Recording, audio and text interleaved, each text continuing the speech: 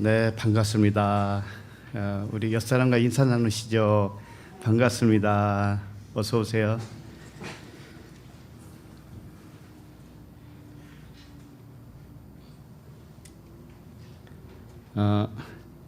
광고 한 가지 드립니다. 다음 주 수요일은 추석 명절 시작 날이라서 30일 날 그날 하루만 쉬겠습니다. 주일 날은 계속 이어지고요. 우리 기도하겠습니다. 하나님 아버지, 날마다 순간마다 눈동자같이 우리와 함께 하시는 아버지께 찬양을 드립니다. 양식이 없어 주림이 아니며 물이 없어 가람이 아니요 여호와의 말씀을 듣지 못한 기갈이라고 하셨는데, 말씀의 홍수와 같은 이 시대에 깊은 곳에서 솟아나는 생수와 같이 생명의 말씀으로 임재하여 주옵소서. 늘 말씀 안에서 함께하는 지체들에게 목마름이 없는 생수를 먹여 주시옵소서. 항상 쉴만한 물가에서 의와 평강과 희락이 넘치게 하여 주옵소서. 예수 그리스도 이름으로 기도합니다. 아멘. 어서 오세요. 오늘 말씀은 로마서 3장 9절로 18절입니다. 로마서 3장 9절부터 18절.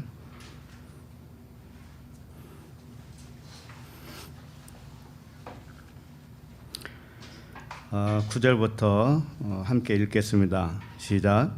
그러면 어떠하냐? 우리는 나으냐? 결코 아니라. 유대인이나 헬라인이나 다 죄 아래에 있다고 우리가 이미 선언하였느니라. 기록된 바 의인은 없나니 하나도 없으며 깨닫는 자도 없고 하나님을 찾는 자도 없고 다 치우쳐 함께 무익하게 되고 선을 행하는 자는 없나니 하나도 없도다. 그들의 목구멍은 열린 무덤이요 그 혀로는 속임을 일삼으며 그 입술에는 독사의 독이 있고 그 입에는 저주와 악독이 가득하고 그 발은 피 흘리는 데 빠른지라. 파멸과 고생이 그 길에 있어 평강의 길을 알지 못하였고 그들의 눈앞에 하나님을 두려워함이 없느니라 함과 같으니라. 아멘. 로마서 11번째 말씀 제목은 죄 아래의 본성입니다. 죄 아래의 본성.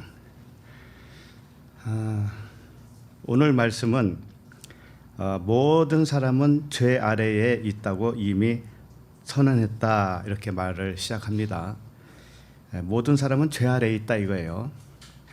모든 사람이에요. 모든 사람. 어떤 사람은 아니고 어떤 사람은 기고 그런 게 아니라고요. 지난주 말씀을 일단 상기해 보면 이면적 유대인의 나음이 무엇이고 마음의 할례의 유익이 무엇인가를 살펴봤어요. 지난주에. 그래서 그걸 한마디로 말하면 이면적 유대인이 표면적 유대인보다 뛰어나고 마음의 할례가 유익이 무엇이냐라고 할 때 그들이 하나님의 말씀을 믿음으로 받았음이라 그랬어요. 마음의 할례, 이면적 유대인의 유익이 무엇인가, 뛰어난 게 무엇인가, 그것은 하나님의 말씀을 믿음으로 받았다 이거예요. 믿음은 그리스도의 믿음이에요. 겉의 믿음이 아니죠. 안에 있는 믿음을 의미하는 거예요. 이 믿음을 받았기 때문이다. 그래서 뛰어난 것이다. 표면적 유대인보다도 뛰어난 것이다. 이렇게. 그렇지만 이 반전으로 그것을 설명을 했어요. 뭐냐면은 하나님의 말씀을 믿음으로 소유하게 됐다고 하는 이 뜻은 뭐냐? 하나님의 말씀을 믿음으로 받았다고 하는 증거가 뭐냐 이거예요. 그걸 세 가지로 설명했단 말이죠. 첫째는 나에게는 믿음이 없구나, 이것을 발견하는 거예요. 내가 믿음이 있는 줄 알았더니 나에게 있는 믿음은 그것은 표면적인 믿음에 불과했었네, 이렇게 알게 되는 것이고, 하나님에게만 믿음이 있구나, 하나님만 믿음이구나, 이걸 고백하게 됐다라는 거예요. 이게 이면적 유대인의 특징이에요. 그 다음에 나에게는 의로움이 없구나. 이걸 발견하는 거예요. 내가 의로운 사람인 줄 알았는데 내가 지금까지 의롭게 행동했다고 생각하는 그 모든 것이 아니었구나라는 것을 발견하는 거예요. 자, 그러면 누구에게만 의로운가 하면은 하나님만 의롭구나. 이렇게 되죠? 네, 이렇게 안 것이 뭐냐면 이면적 유대인이에요. 그 다음에 나의 말은 모두 거짓말이었구나. 이거예요. 내가 말하는 모든 것이 진짜인 줄 알았더니 거짓말이었네. 이것을 진실로 깨닫는 겁니다. 깨달으면 누구만 참말이 되는 거예요. 하나님만 진실이다. 하나님만 참되다. 자, 이렇게 세 가지로 들어서 설명을 한 거예요. 이면적 유대인, 마음의 할례를 받은 자의 상태가 그런 상태란 말이에요. 이렇게 나의 불의가 드러나야 하나님만 의로우심이 증명이 되는 것이기 때문에 그래요. 하나님은 이걸 원하시는 거예요. 하나님이 정말 하나님 되심을 증명하기 위해서는 하나님 아닌 것을 드러낼 수밖에 없어요. 하나님만 하나님이고 나머지는 하나님이 아니에요. 이렇게. 그러니까 참 이게 이해하기 좀 힘들 수도 있겠는데 온 세상은 하나님이에요. 보이는 세상이나 보이지 않는 세상이나 다 하나님이에요. 하나님이 창조하셨습니다. 그러나 이 보이는 세상은 보이지 않는 하나님을 계시하기 위해서 창조했어요. 그런데 보이는 이 세계는 하나님이 진짜 하나님을 가르치는 가짜 하나님이에요. 가짜 하나님이라니까. 그걸 그래서 모형과 그림자라고 하는 겁니다. 그러면 이 사람도 마찬가지예요. 사람의 생각도 그림자와 모형에 지나지 않기 때문에 아까 세 가지 고백을 했다고 했잖아요. 나는 불의한 자요, 믿음이 없는 자요, 나는 거짓말쟁이다. 이렇게 당연한 거예요. 당연한 거라고. 내가 그렇게 고백이 되어져야 하나님만 참이 되는 거예요. 이 거꾸로 가면 안 되는 거예요. 이렇게 하나님의 의로우심이 확증될 때 그분을 믿는 자들도 함께 의롭게 되는 거예요. 내가 의롭지 못하구나라고 고백을 했는데 하나님은 그것을 의로 쳐준다는 거예요. 왜? 진리를 알았기 때문에. 그 자체가 진리를 안 거예요. 그래서 하나님이 하나님의 사랑을 자기 아들을 십자가에 못 박힘으로써 자기 사랑을 확증했다고 그러죠. 그러죠? 그것이 무슨 말씀이냐면은 내가 십자가에 못 박혀서 죽은 자구나라고 하는 것을 고백하는 거예요. 내가 예수로서 죽은 자였구나.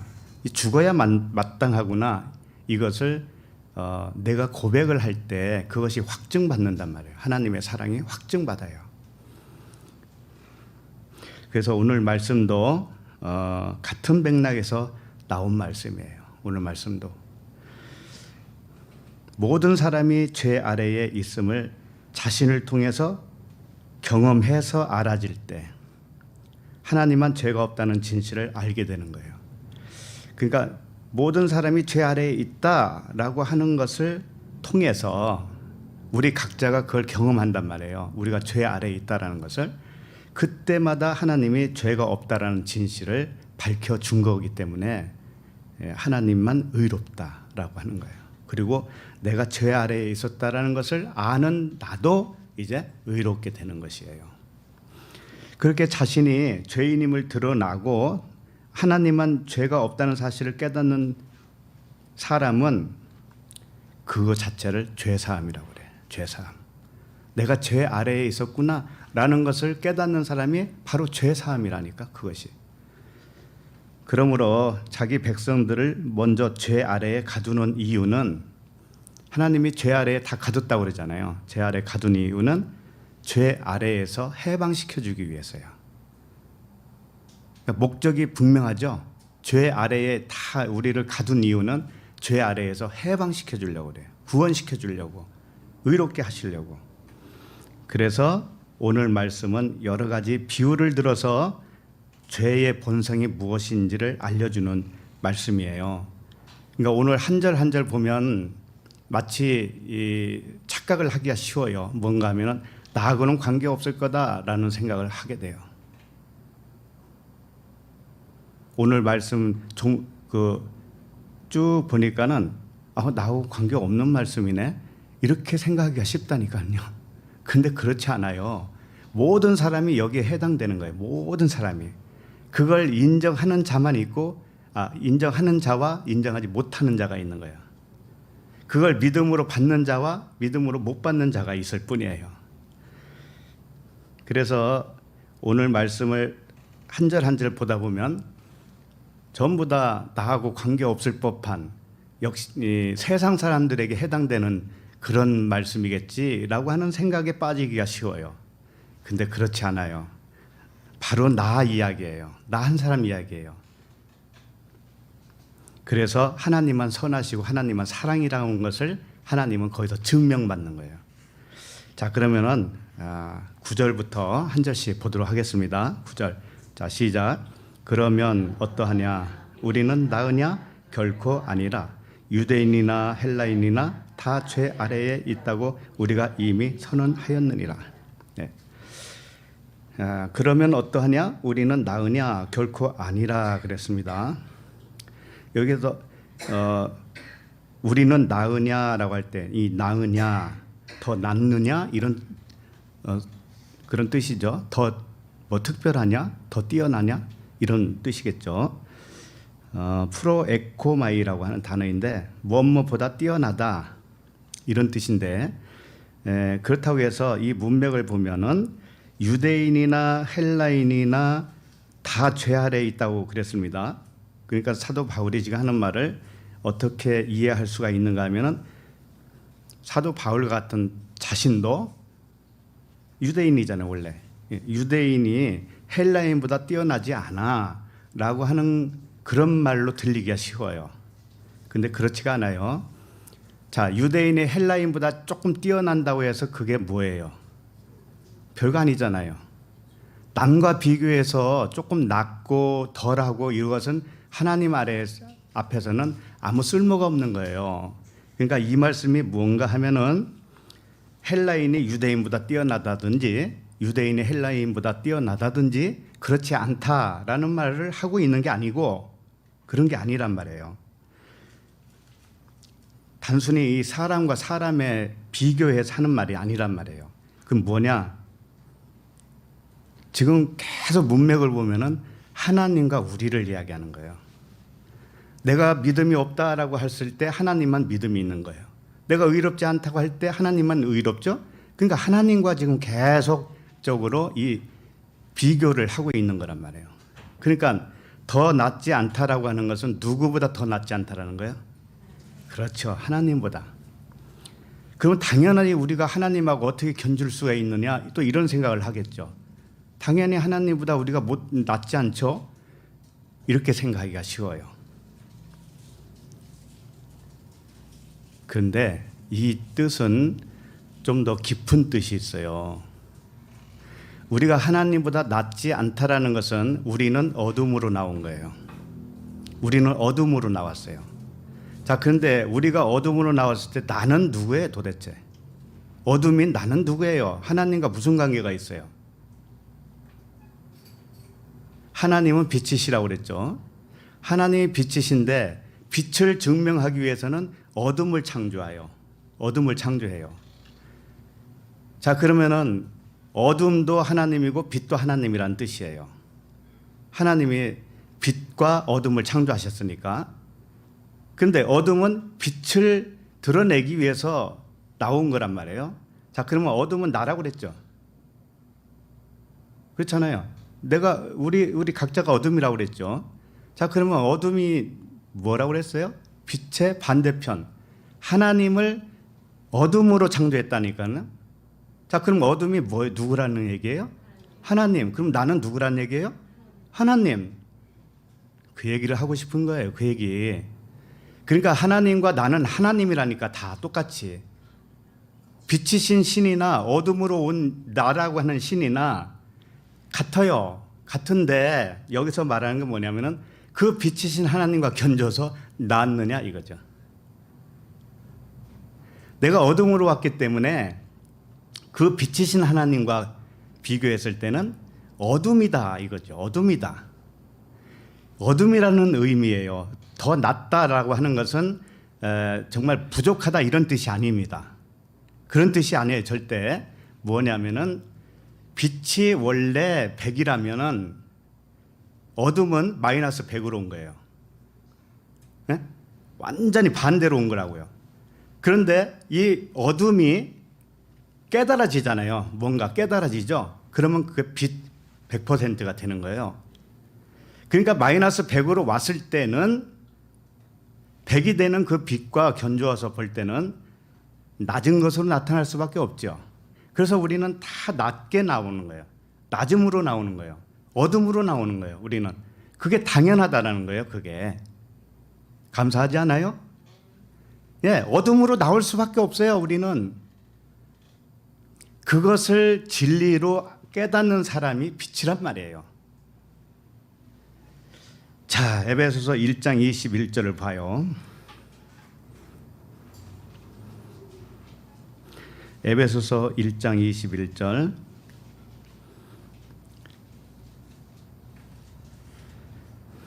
자, 시작. 모든 통치와 권세와 능력과 주권과 이 세상뿐 아니라 오는 세상에 일컫는 모든 이름 위에 뛰어나게 하시고. 네. 자, 모든 이름 위에 뛰어난 분이 누구냐면은 그리스도죠. 하나님 자신이에요. 쉽게 말하면. 근데 모든 이름이 뭐예요? 모든 이름이 쉽게 말하면 어둠이에요. 어둠. 이 세상의 권세, 통치, 능력, 주권. 그러니까 이 세상뿐 아니라 오는 세상에 일컫는 모든 이름이라고 그러잖아요. 그러니까 나를 비롯해서 전부 다 보이는 세상에 나와 있는 것들, 이것이 뭐냐면 모든 이름인데 이거보다 뛰어난 자가 누구냐면 하나님 자신이라는 거예요. 그래서 그런 의미로서 우리는 낮지 않다, 뛰어나지 않다 그런 의미예요. 그리스도만 뛰어난 것이지 나는 어둠으로 왔기 때문에 그 부분에 대해서는 뛰어나지 못하다 이렇게 표현한 거죠. 그러나 우리가 진리를 깨닫게 되면 그분과 우리는 한 영이 돼요. 한 영이 된다고. 두 영이 아니고 한 영이. 자, 22절 보세요. 21절. 자, 하나는 또 만물을 그의 발 아래에 복종하게 하시고 그를 만물 위에 교회의 머리로 삼으셨느니라. 그러니까 여기서 교회의 머리라고 있죠. 교회는 만물이에요. 쉽게 말하면. 그리고 교회의 머리는 그리스도예요. 그래서 머리가 뛰어난 것이지 그 만물, 몸이 뛰어난 게 아니다라고 하는 것을 지금 말씀하고 있어요. 그러니까 오늘 로마서에서도 바울이 우리가 낮지 않다라고 하는 것은 우리는 몸이고 우리는 머리가 아니기 때문에 머리만 더 뛰어난 것이지 우리는 몸으로서는 뛰어난 머리를 증명하기 위해서 왔다 이거예요. 뛰어난 머리가 있다라는 것을 몸으로 왔어요. 어둠으로 왔어요. 보이는 것으로 왔어요. 육체로 왔어요. 이렇게. 그래서 교회라고 하는 의미를 좀 확장해서 말하면은 모든 만물이에요. 보이도록 나타난 이 세상이에요. 이 세상 자체가 우주 만물이 교회라고 볼 수가 있는 거예요. 그래서 보이는 것이 뛰어난 것이 아니라 보이지 않는 것이 뛰어나다라고 하는 것을 설명하기 위해서 우리가 더 낫지 않다 이렇게 표현한 거란 말이에요. 그래서 하나님은 빛과 어둠이셔요. 하나님 자신은 빛이시고 영과 진리시고 완전한 사랑이시죠. 그런데 그 완전함, 그 온전함으로 증명받기 위해서는 자신이 아닌 것을 창조할 수밖에 없어요. 지금 내가 반복으로 말씀드리는 겁니다. 이 부분을 좀 숙지하기 위해서예요. 하나님 자신이 하나님 아닌 다른 하나님을 창조한 거예요. 쉽게 말하면. 다른 하나님. 그래서 우상이라고 하는 게 뭔가 다른 하나님. 다른 하나님을 네 앞에 두지 말라 그랬잖아요. 그러니까 이 사실을 모르면 이 세상을 섬기게 되어 있어요. 이 세상을 섬기는 것이 다른 하나님을 섬기는 거예요. 그 다른 하나님을 어둠이라고도 하고요, 육체라고도 하고요, 보이는 것이라고 해요. 그러면 너희들이 본다 하니 너희 죄가 그대로 있느니라 그러잖아요. 예. 그 안에 영과 진리이신 하나님을 바라볼 줄 알아야 된다는 것이죠. 그래서 영과 진리이신 사랑의 하나님이 나의 육체로 오신 것이에요. 나를, 내 육체를 성전 삼아서 그분이 오셨다니까요. 그러면 나의 실체는 누구냐면은 그분과 똑같아요. 나도 신이란 말이에요. 신인데 어떤 신으로 나타나는가 하면은 어둠 신으로 나타나요. 어둠 신. 하나님은 빛이신데 우리는 빛이 절대 아니에요. 어둠으로 창조했어요, 우리를. 그러니까 내가 생각하는 거, 내가 말하는 거, 이 모든 것들이 초등학문이란 말이에요. 초등학생. 어둠이기 때문에. 그래서 하나님은 한 분이신데, 자, 전체로 보면 하나님이 한 분이신데 우리 각자에게 오셨으니까 개별적인 하나님으로 오신 거예요. 아셨죠? 여기서 우리가 지금 한 20명 되면 20명의 각각 개별적으로 하나님이 오셨어요. 그러나 큰 틀에서는 하나님 한 덩어리예요. 그래서 우리는 하나라는 거예요. 옆 사람과 우리도 하나예요. 하나. 그분만이 하나예요. 그분만이 하나시기 때문에, 한 분이시기 때문에 전체 우리는 통일되는 거예요. 그래서 하나님이, 빛이신 하나님이 어둠인 나로 오셔서 어둠을 표현하는 거예요. 나를 통해서 어둠을 표현해요. 끊임없이 어둠을 표현한다니까. 그래서 어둠을 표현하면 그 어둠이 아니라는 것으로 나오죠. 어둠은 아니니까. 그 아닌 것으로 나올 때 빛이신 하나님이 드러나는 거예요. 자, 이게 하나님의 방식이라니까요. 그러므로 우리들은 그분의 모양과 형상으로 이 땅에 왔어요. 주님이 그랬잖아요. 하나님의 형상과 모양을 따라 사람을 지었다고 그랬잖아요. 그러니까 그분을 닮은 꼴로 우리를 지었는데 한쪽은 어둠이요, 한쪽은 빛이란 말이에요. 우리도 그렇게 지었단 말이에요. 한쪽은 어둠이요, 한쪽은 빛이에요. 근데 그것을 다르게 표현하면은 겉사람, 속사람 이렇게 표현하는 거예요. 우리는 속사람이 자랄 때까지는 겉사람으로, 어둠으로밖에는 몰라요. 어둠으로 나오게 되어 있어요. 자, 그런데 머리 되시는 그리스도의 장성한 분량에까지 자란단 말이에요. 자라. 우리 속사람이 자라요. 점점. 그러면은 겉사람의 그 어린아이 때를 벗을 수가 있는 거예요. 처음에는 다 어둠으로 나올 수밖에 없는 겁니다. 예수께서 이 진리를 확증해 주셨습니다. 마태복음 27장 37절에 보면 제가 읽어드릴게요. 그 머리 위에 이는 유대인의 왕 예수라 쓴 죄패를 붙였더라. 예수님이 십자가에 죽으셨는데 그 머리 위에다가 죄패를 붙였어요. 뭐라고 했냐면 유대인의 왕 예수 이렇게 붙였어요. 자, 그러면 이 죽어 계신 그 육체 예수가 뭐라는 거예요? 유대인의 왕이에요. 자, 그러면 이 시체가 유대인의 왕이라고 할 때는 표면적인 유대인의 왕이 될 것이고, 죽으신 그분이 영으로 살아 계시니까 영으로는 이면적 유대인의 왕이겠죠. 네? 이 두 가지 다 의미가 있단 말이에요. 그래서 그분이 육체가 죽은 것은 표면적 유대인의 왕으로서 육체 예수가 죽었어요. 그러니까 그것은 어둠이었다라는 거예요. 이 육체는 어둠이었고 죄였다라는 것을 보여주는 거예요. 이게 상징으로 보여주는 거란 말이에요. 그러나 우리가 죽는다고 하는 것은 육체가 죽기 이전에 우리 육신에 속한 마음이 죽는 거예요. 육신에 속한 생각이 죽는 거예요. 그것을 주님이 죽음으로 표현해 주신 거죠. 이렇게 자신의 육체가 어둠으로 보여주는 거예요. 우리를. 어둠이 다른 하나님이 되는 거잖아요. 또. 그러니까 어둠으로 죽으시니까 빛이신 그리스도로 살아나잖아요. 부활하시잖아요. 이렇게 확증한 거예요. 십자가에서 자기의 사랑을, 하나님의 사랑이 이런 것이야 라는 것을 확증해 주셨단 말이에요. 십자가에서. 갈라디아서 3장 22절에 보면 그러나 성경이 모든 것을 죄 아래에 가두었으니 이는 예수 그리스도를 믿음으로 말미암는 약속을 믿는 자들에게 주려 함이라. 네. 죄 아래에 가두었다고 하는 것은 이 보이는 세상에 오는 순간에 죄 아래 가둔 거예요. 왜? 보는 것이 죄니까. 보는 것이 죄니까. 이 모든 것을 죄 아래에 가둔 이유는 뭐예요? 믿음으로 자녀로서 인정받게 하기 위함이죠. 믿음으로만 인정받아요, 우리는. 그러니까 보이는 대로 왔으면 일단 죄 아래에 가두어진 거예요. 그래서 율법 아래에 가두어졌다라고 그러죠. 그 율법은 우리의 양심이란 말이에요. 양심. 그러니까 누구나 양심 없는 사람이 어디 있습니까? 근데 그 양심은 어둠이라니까요. 어둠이에요. 어둠 속에 가둬놓은 겁니다.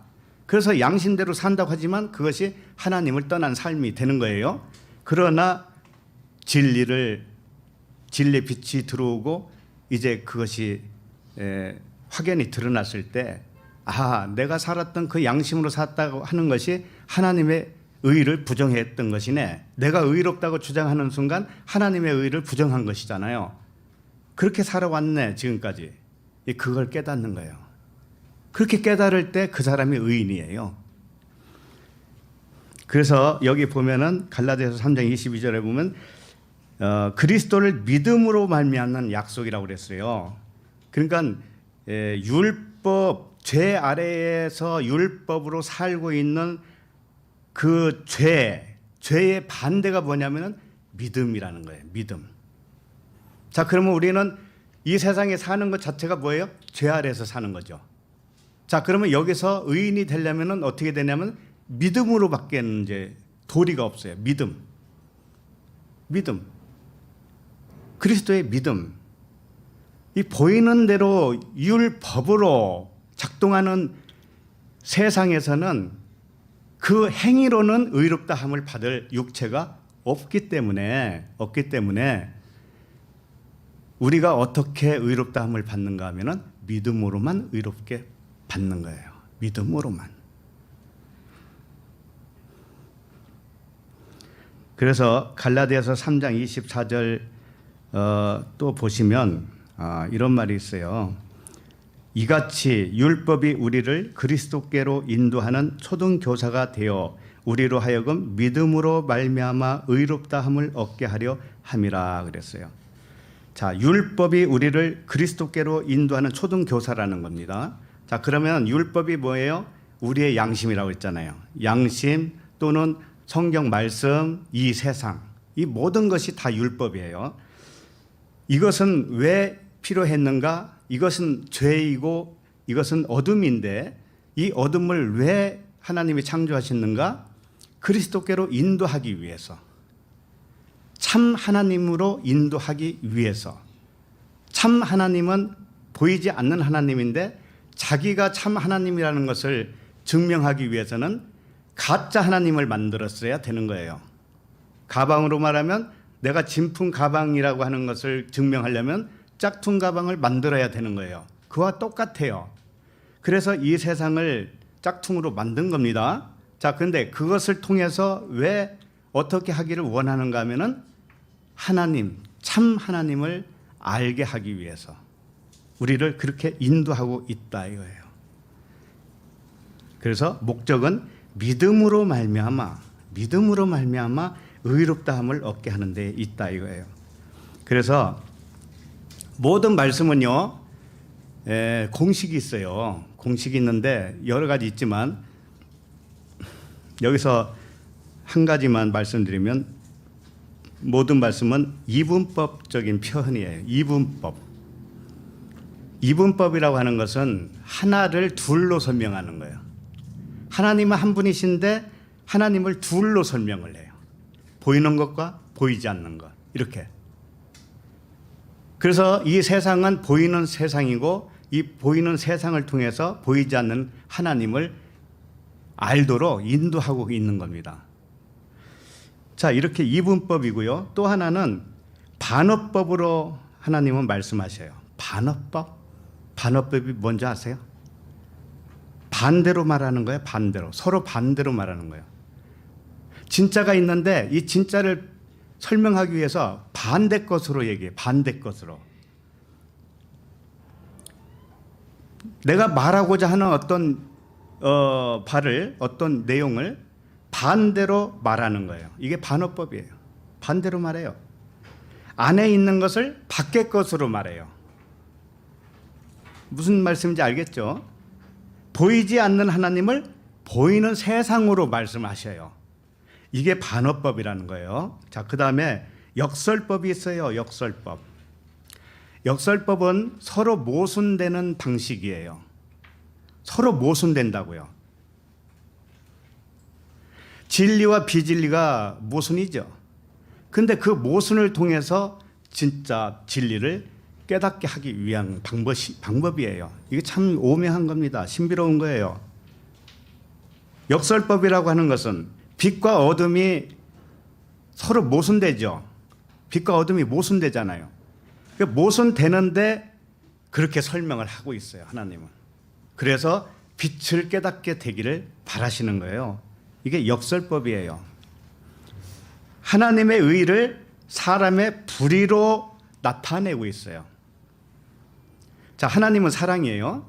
사랑의 반대가 뭘까요, 그러면? 사랑 아닌 것은 전부 다 사랑의 반대예요. 사랑과 반대되는 그런 개념은 뭐가 있을까요? 분노도 있고요.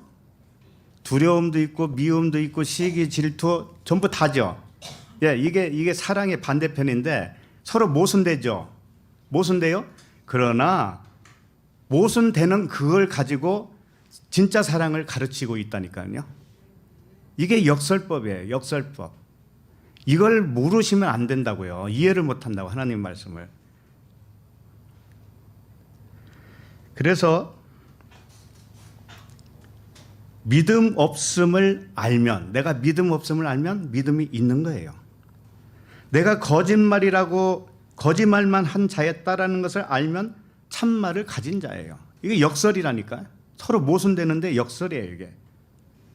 불의를 내가 불이구나 라는 것을 알면 내가 의예요. 이렇게. 이 관계에 이제 이해가 가시죠. 그래서 오늘 말씀도 이 이분법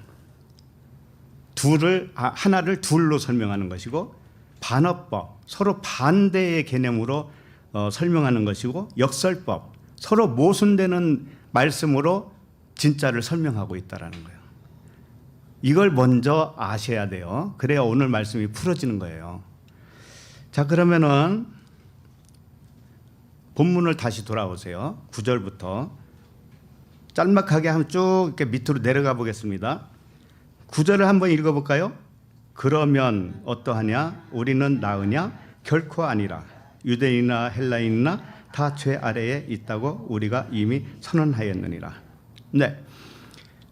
내가 우리 각자가 죄 아래 있음을 알고 하나님만 죄가 없다라는 것을 깨닫게 되면 그 믿음으로 말미암는 의롭다함을 얻어요. 이게 역설법이라니까요. 반어법이고 역설법이라고요. 내가 죄 아래에 있음을 알고 하나님만 죄가 없다라는 것을 깨닫게 되죠. 그러면은 그 믿음으로 말미암아 의롭다함을 얻는다고요. 이해가 가죠? 자, 그 다음에 10절을 보세요. 시작. 기록된 바 의인은 없나니 하나도 없으며. 네. 의인은 없다고 그랬습니다. 그러면 나에게 의의가 없고 하나님만 의로우신 분임을 깨닫게 되면 그 믿음으로 말미암아 의롭다 여김을 받아요. 응? 이해가 가죠? 자, 그러면 11절 시작. 깨닫는 자도 없고 하나님을 찾는 자도 없고. 자, 깨닫는 자도 없다라는 것은 나 스스로 깨달을 수가 없다는 거예요. 하나님이 와 주셔야 내가 깨달아지지 내가 혼자 깨달을 수가 없어요. 그러니까 나 스스로 깨달을 수도 없었다. 진짜 하나님을 찾았던 것이 아니다. 이것을 깨달으면, 그러니까 하나님을 찾는 자도 없다고 그랬잖아요. 근데 왜 하나님을 찾는 자가 없어요? 많죠. 여기만 해도 많잖아요. 그런데 이 말은 뭐냐면은 어둠에 있을 때는 하나님을 찾기는 찾는데 진짜 하나님을 못 찾은 거예요. 가짜 하나님을 찾고 있었던 거예요. 예를 들면 내가 지금 생활에 쪼달려서 죽겠죠? 그럼 하나님 살려주세요라고 할 거 아닙니까? 그럼 어떤 하나님에게 기도를 했을까요? 겉에 하나님이잖아요. 겉에 하나님. 물질의 하나님이죠. 그죠? 네. 그게 나쁘다는 건 아니에요. 그렇게 시작을 한다 이거죠. 그렇기 때문에 진짜 하나님은 못 찾았던 겁니다. 네. 그렇게 자기 자신을 진실로 깨닫는 자는 그 믿음으로 말미암아 의롭다함을 얻은 것이 되는 거예요. 자, 12절 시작. 다 치우쳐 함께 무익하게 되고 선을 행하는 자는 없나니 하나도 없도다. 네. 다 치우쳐서 함께 무익하게 됐다. 나의 겉사람은 무익한 것이다 라고 하는 것이에요.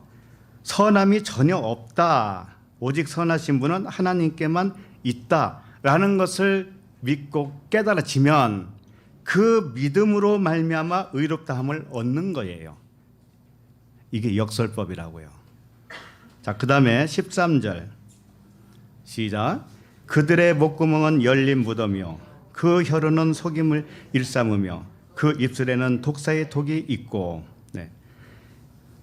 우리하고는 관계없을 법한 말씀으로 들리죠. 그러나 그렇지가 않아요.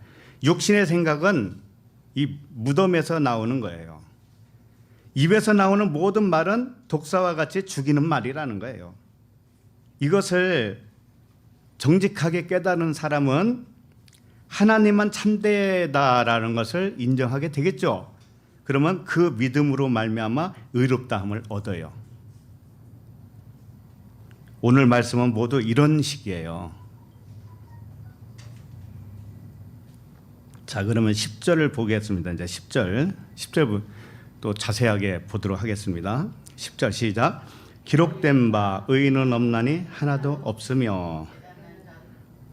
10절이죠? 네. 기록된 바 의인은 없나니 하나도 없다.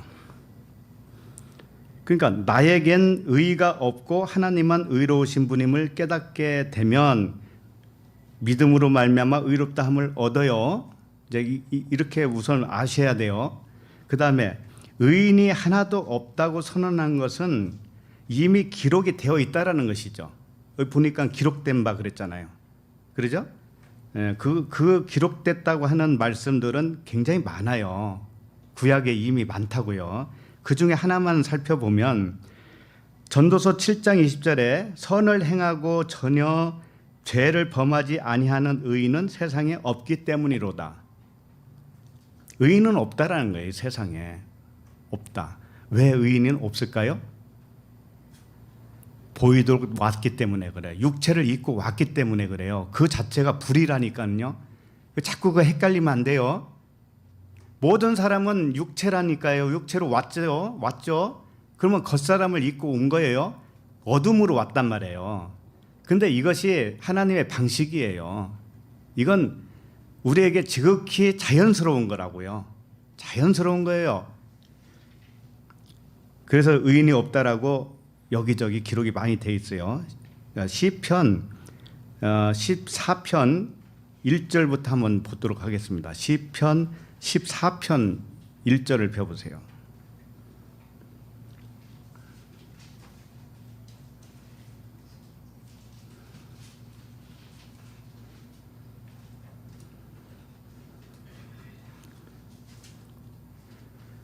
시편 14편 1절 시작. 어리석은 자는 그의 마음에 이르기를 하나님이 없다 하는도다. 그들은 부패하고 그 행실이 가증하니 선을 행하는 자가 없도다. 이건 뭐냐면은 어리석은 자는 하나님이 없다고 그러는데 하나님이 없다고 하는 사람 없어요. 다 있다고 해요. 이 하나님이 뭐냐면 진리 하나님을 의미하는 거예요. 진리 하나님. 그 진리 하나님은 없다라고 한다고 사람이. 그냥 이 세상 만든 신은 있겠지라고 한다고요. 그렇게 생각하는 사람이 부패하고 그 행실이 가증했다. 선을 행하지 못한다. 이렇게 표현하는 거예요. 자, 2절 시작. 여호와께서 하늘에서 인생을 굽어 살피사 지각이 있어 하나님을 찾는 자가 있는가 보려 하신즉. 네, 인생을 굽어 살펴보신 하나님이 보니까 이 어둠으로 졌으니까 당연히 어둠으로 있을 거 아니에요. 그러니까 빛 대신 하나님을 찾지를 못하고 어둠으로만 있더라 이거죠. 자, 그다음에 3절. 다 치우쳐 함께 더러운 자가 되고 선을 행하는 자가 없으니 하나도 없더라. 이렇게. 자, 이게 하나님이 비관적인 말씀이겠습니까? 하나님이 하늘에서 구워 보니까 인생이 저래. 그 인생을 누가 만드신 거예요? 예. 자신이 만들어 놓고 저것들이 왜 그래 이렇게 하는 하나님이겠냐고요. 절대 안 그래요. 그런 하나님이 아니에요. 우리가 오해를 하지 말아야 돼. 우리들이 뭐 만들어 놓고서 이게 왜 그래 이렇게 할 수 있어요? 자기가 만든 대로만 할 거 아니에요. 만든 대로. 그죠? 그러니까 하나님은 그렇게 안 보이셔요. 어둠으로 만드신 하나님은 어둠으로서의 역할만 하도록 하면 되는 거예요. 우리는 어둠으로 왔으니까 어둠만 그냥 나타내는 거예요. 그런데 그것이 빛으로 환산이 되는 거예요. 그게. 자, 왜 이렇게 한 사람도 의롭지 않도록 창조하셨을까? 의로우신 하나님을 증명하려고. 의로우신 하나님을 증명하려고. 그리고 하나님만 의로우심을 믿게 된 자녀들도 의롭게 하시기 위해서 같이. 하나님도 의롭게 되려고 하는 것이고 하나님 믿는 우리 자녀들도 의롭게 하기 위해서 같이 살기 위해서. 이렇게. 본문으로 돌아오면 기록된 바 의인은 없나니 하나도 없다 이렇게 돼 있는데 사람은 왜 불의로 나타내어야 했는가? 사람은 불의라는 것을 깨달을 때 하나님의 의가 나타나기 때문이다. 그래서 순서가 바뀌어도 상관없어요. 내가 불의라는 것을 깨달을 때 하나님의 의가 나타나는 것과 하나님의 의가 나타나서 그 결과로 내가 사람이 불의하구나 이렇게 깨닫는 거나 순서는 중요하지가 않아요. 계란이 먼저냐 닭이 먼저냐 이거 생각할 필요가 없어요. 그래서 의인이 없다고 하는 그 한 가지 예를 들어보겠습니다. 의인이 없다. 왜 없는가? 의라는 것은 보이지 않는 하나님만 의예요. 자, 그럼 우리는 보이죠? 예. 보이는 것은 보이지 않는 하나님을 증명하기 위해서 창조된 것인데 사람은 보이는 사람을 의로운 사람이라고 그래요. 자, 이게 어둠인 특징이에요. 사람은 보이는 사람을 의로운 사람, 불의한 사람으로 나누고 있어요. 자, 이게 뭐예요? 어둠이라고 하는 특징이라고요. 내가 지금 빛을 아직 모르고 있다라는 특징이에요. 무슨 말씀인지 알겠어요? 사람을 불의한 자, 의로운 자 이렇게 나눈다니까요. 사람은 모두가 불의인데 어떻게 불의한 자, 의로운 자로 나눌 수가 있냐고요.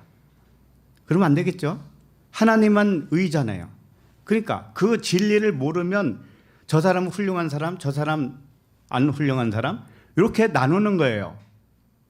그렇게 나누면은 하나님을 불의한 자로 만드는 거예요. 그러니까 하나님만 의예요. 하나님만. 자, 그러면은 우리들은 이면적 유대인이라고 했을 때 이면적 유대인은 믿음으로 말미암아 의롭게 된 자들이죠. 믿음으로. 행위로는 의롭게 돼요, 안 돼요? 안 돼요, 우리는. 근데 사람을 행위로 판단하지 말라는 거예요. 그래서 사람을 행위로 판단하면 진리를 모르는 거예요. 무슨 말씀인지 알겠죠? 예. 그러니까 우리 자신들이 어떤 기준으로 의해서 지금까지 분별하고 살았는가를 한번 자신을 잘 보시라고요. 사람은 믿음으로만 의롭게 된다니까요. 행위로 돼요, 안 돼요? 근데 사람은 행위를 가지고 이 사람 의로운 자, 불의한 자 이렇게 나눈다니까요. 그러면 그 사람은 진리를 모르고 있는 거라고요. 알았죠?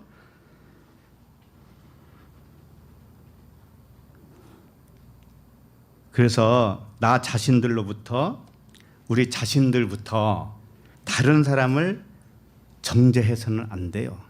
일단 그래요.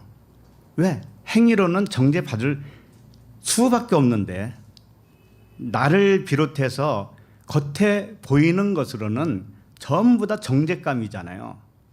그래서 우리는 그 정죄를 면했다고 하는 것은 믿음으로 말미암아 의롭게 되었다라는 거예요. 예. 그래서 하나님도 자신이 창조한 이 어둠을 정죄하지 않아요. 아니 하나님이 이 세상을 만들어 놓고 어떻게 정죄를 해요? 정죄하겠어요? 안 하죠. 근데 사람은 그것을 이해를 못하니까 사람은 하나님이 나를 정죄할 것으로 생각을 해. 그게 육신의 생각이에요. 하나님은 아무도 정죄하지 않아요. 그런데 나 혼자만 하나님이 나를 정죄할 거야 이러고 사는 거예요. 그리고 남도 정죄를 해요. 이게 어디에 근거해서 그렇게 하죠? 육신의 생각이잖아요. 육신의 생각, 육신의 기준이잖아요. 육신의 기준은, 육신의 생각은 하나님과 원수가 된단 말이에요.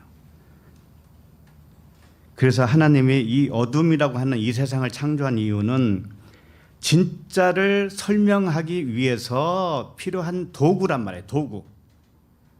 필요한 도구. 주방에서 사용하는 도구는 칼도 있고 망치도 있고, 망치는 아닌가? 가위도 있고 프라이팬도 있고 다 있잖아요.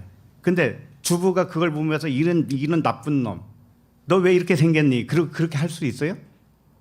그건 뭐예요? 요리하려고 나온 그 도구들 아닙니까? 그와 같이 하나님도 이 세상의 모든 것을 도구로 사용하시는 거지 이 정죄를 하는 게 아니다 이 얘기예요. 그래서 10절에 기록된 바 의인은 없나니 하나도 없다. 한 사람도 없는 이 불의한 자가 의인이 될 수 있는 딱 하나의 방법이 있어요. 우리는 다 불의라고 그랬잖아요. 의인이 없다고 그랬죠? 근데 의인이 될 수 있는 건 뭐예요? 믿음으로 말미암아 의롭다함을 여김을 받는 거죠.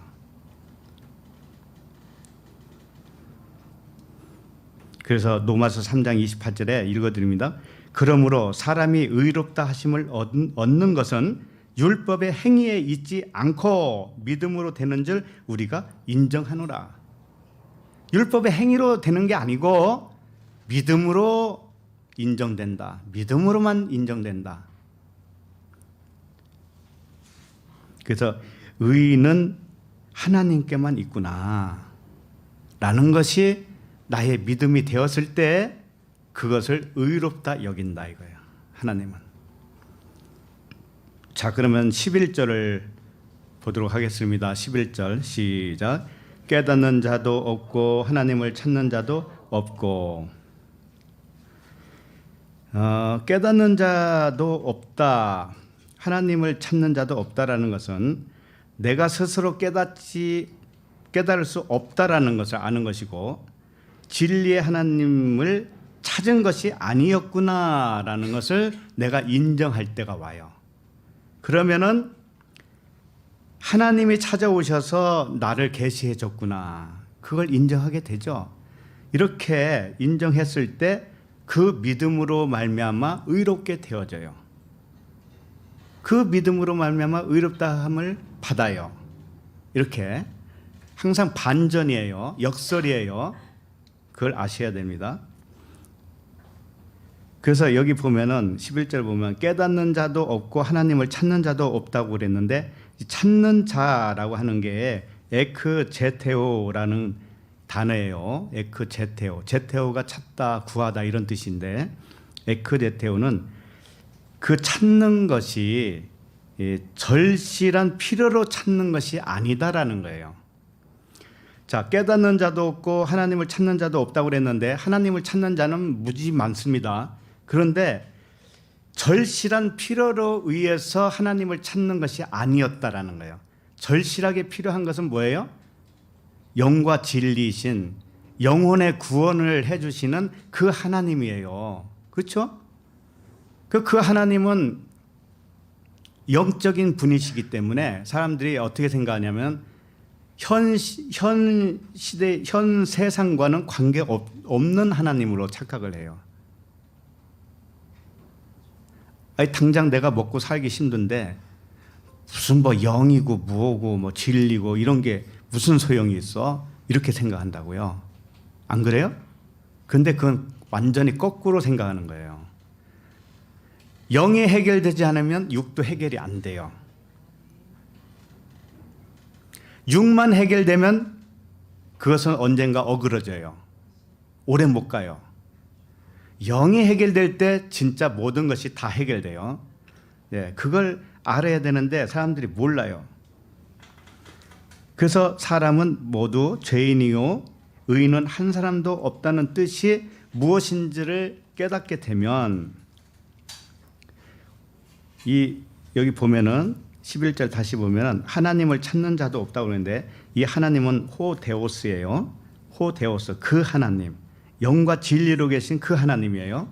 그 하나님을 사람들이 찾질 않는다 이거죠. 이게 어둠으로 지어진 사람의 특징입니다. 본성이에요, 본성. 이게 나쁘다 좋다 그런 의미가 아니에요. 일단 그렇게 지었다니까요. 누구든지 예외 없이 이렇게 지어놨어요, 하나님이. 그래 놓고 거기서 깨닫게 해주시는 거예요. 깨닫게 해서 믿음으로 말미암는 의롭다함을 여기게 이렇게 해주시는 것이죠.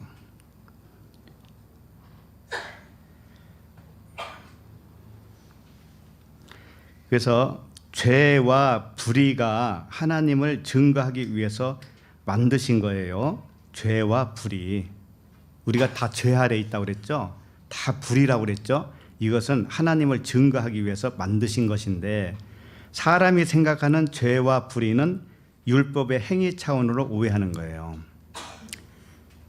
그 결과로 죄에 대한 회개를 한다고 하면서 어떻게 하는가 하면은 과거에서부터 현재까지 자기 행위를 들춰봐요. 자기 행위를. 그래서 자기 행위를 회개해요. 그게 회개인 줄 알고.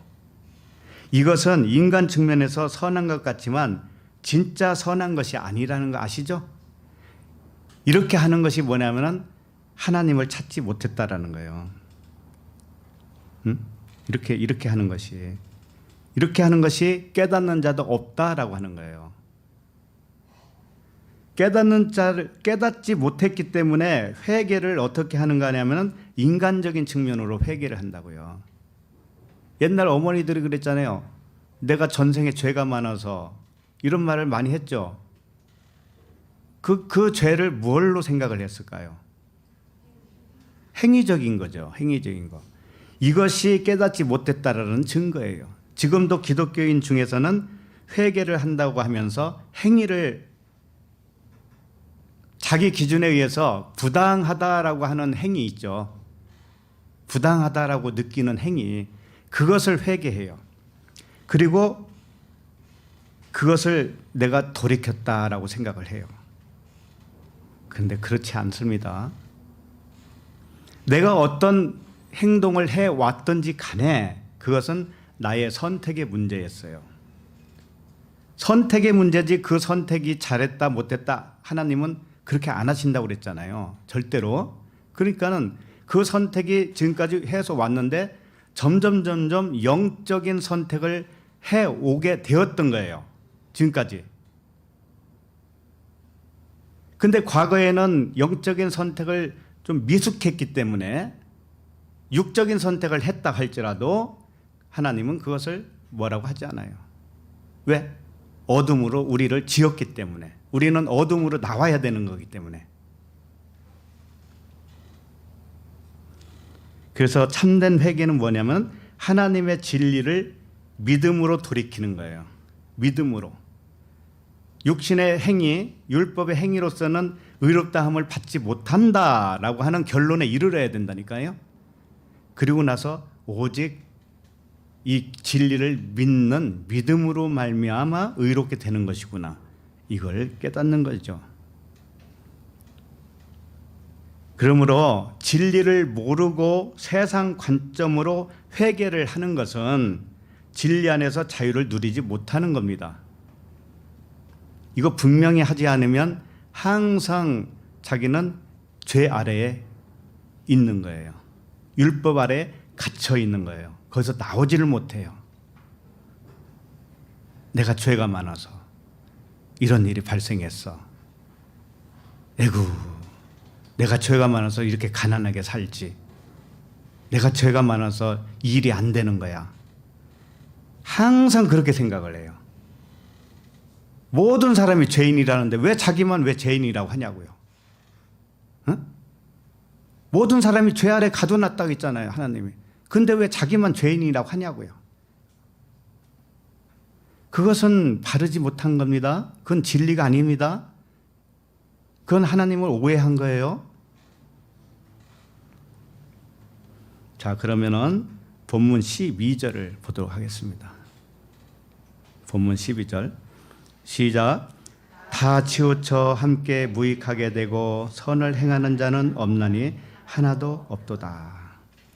다 치우쳐서 함께 무익하게 되었다. 이것이 치우쳤다고 하는 것이 뭐냐면은 원모에서 떠나다 그런 뜻이거든요. 에크 클리너. 치우쳤다라고 하는 것은 뭐 한쪽으로 너무 치우쳤어 이런 뜻이 아니에요.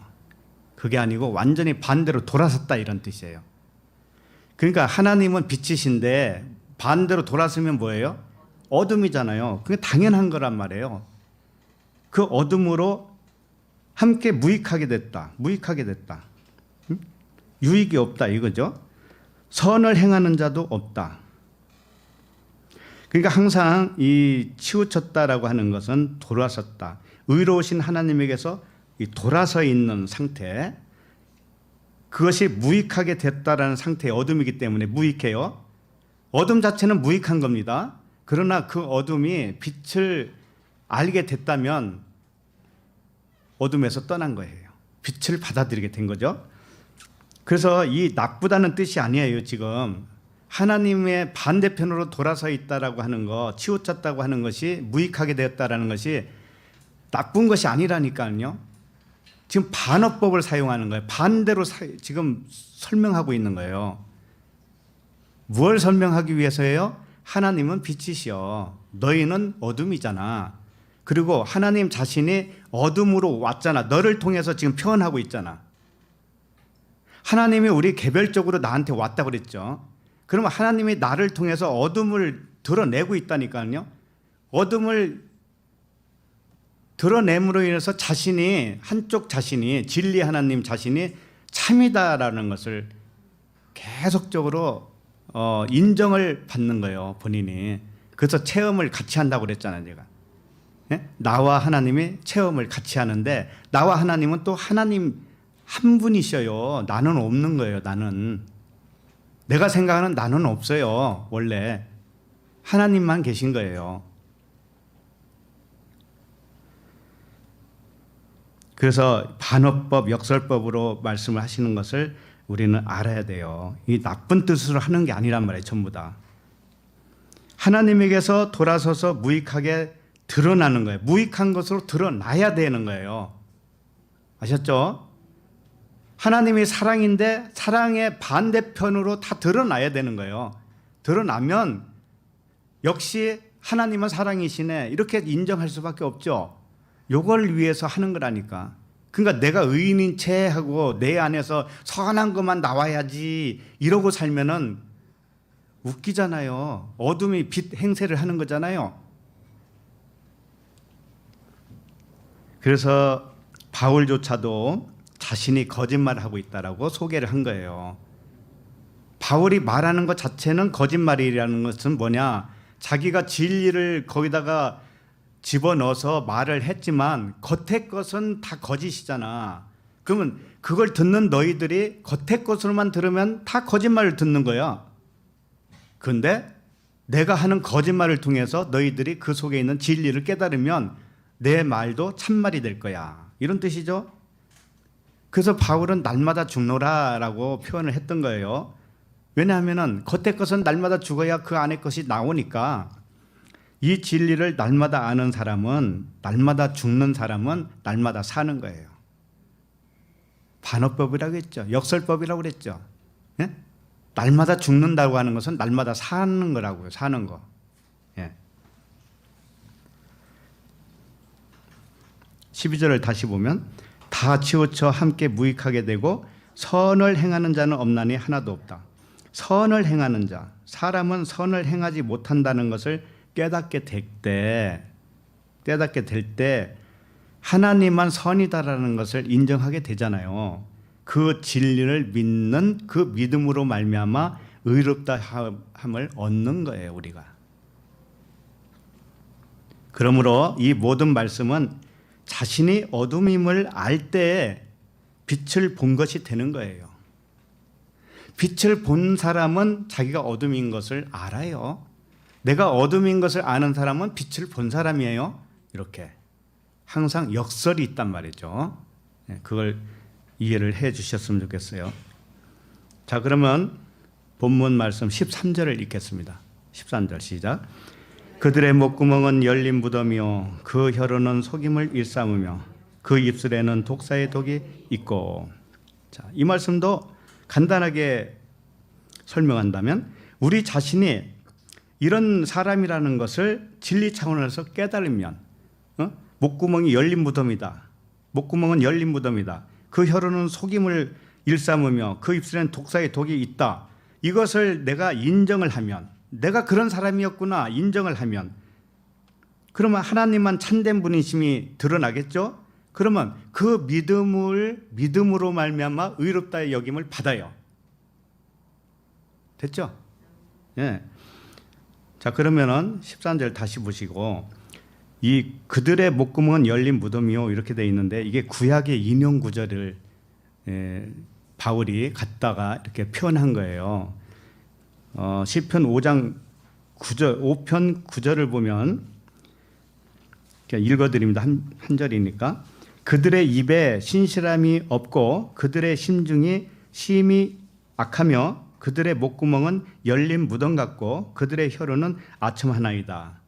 이미 시편에 기록이 되어 있어요. 자, 그러면 열린 목구멍, 열린 무덤 뭐 이런 거 나오는데 이스라엘의 무덤은 어떻게 생겼죠? 굴을 팠어요. 굴을 파고 거기에 시체를 넣고 큰 바위로 굴려가지고 입구를 막아요. 우리 주님이 돌아가셨을 때 그렇게 했잖아요. 그죠? 바위를 파가지고 만들었다 해서 우리 주님 건. 자, 이렇게 입구를 막은 바위가 만약에 열렸다라고 하면 어떻게 될까요? 구멍이 크겠죠. 그렇죠. 그 무덤 굴이 완전히 다 오픈되는 거 아니에요. 그와 같다라는 거예요. 사람의 목구멍이. 자, 그러면 안에 들어있는 것이 나올까요? 안 나올까요? 다 기어 나오죠. 그 굴을 파고 거기다 시체를 넣어놓는데 굴려서 바위를 굴려서 입구를 딱 막아놨는데 그 입구에 막은 바위가 열려버렸어요.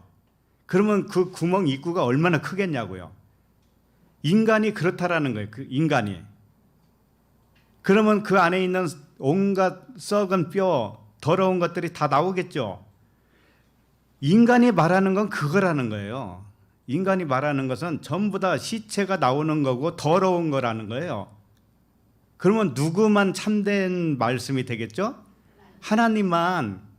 그것을 내가 믿느냐 이거죠. 그러면 그 믿음을 의롭다 여긴다니까 하나님은. 네? 역설적 아닙니까? 그렇죠? 그래서 사람에게 나오는 것은 모두 더러운 것이다. 썩은 시체와 같다라고 하는 뜻이에요. 그게. 그래서 마태복음 23장 26절에서도 여기 찾아볼까요? 마태복음 23장 26절.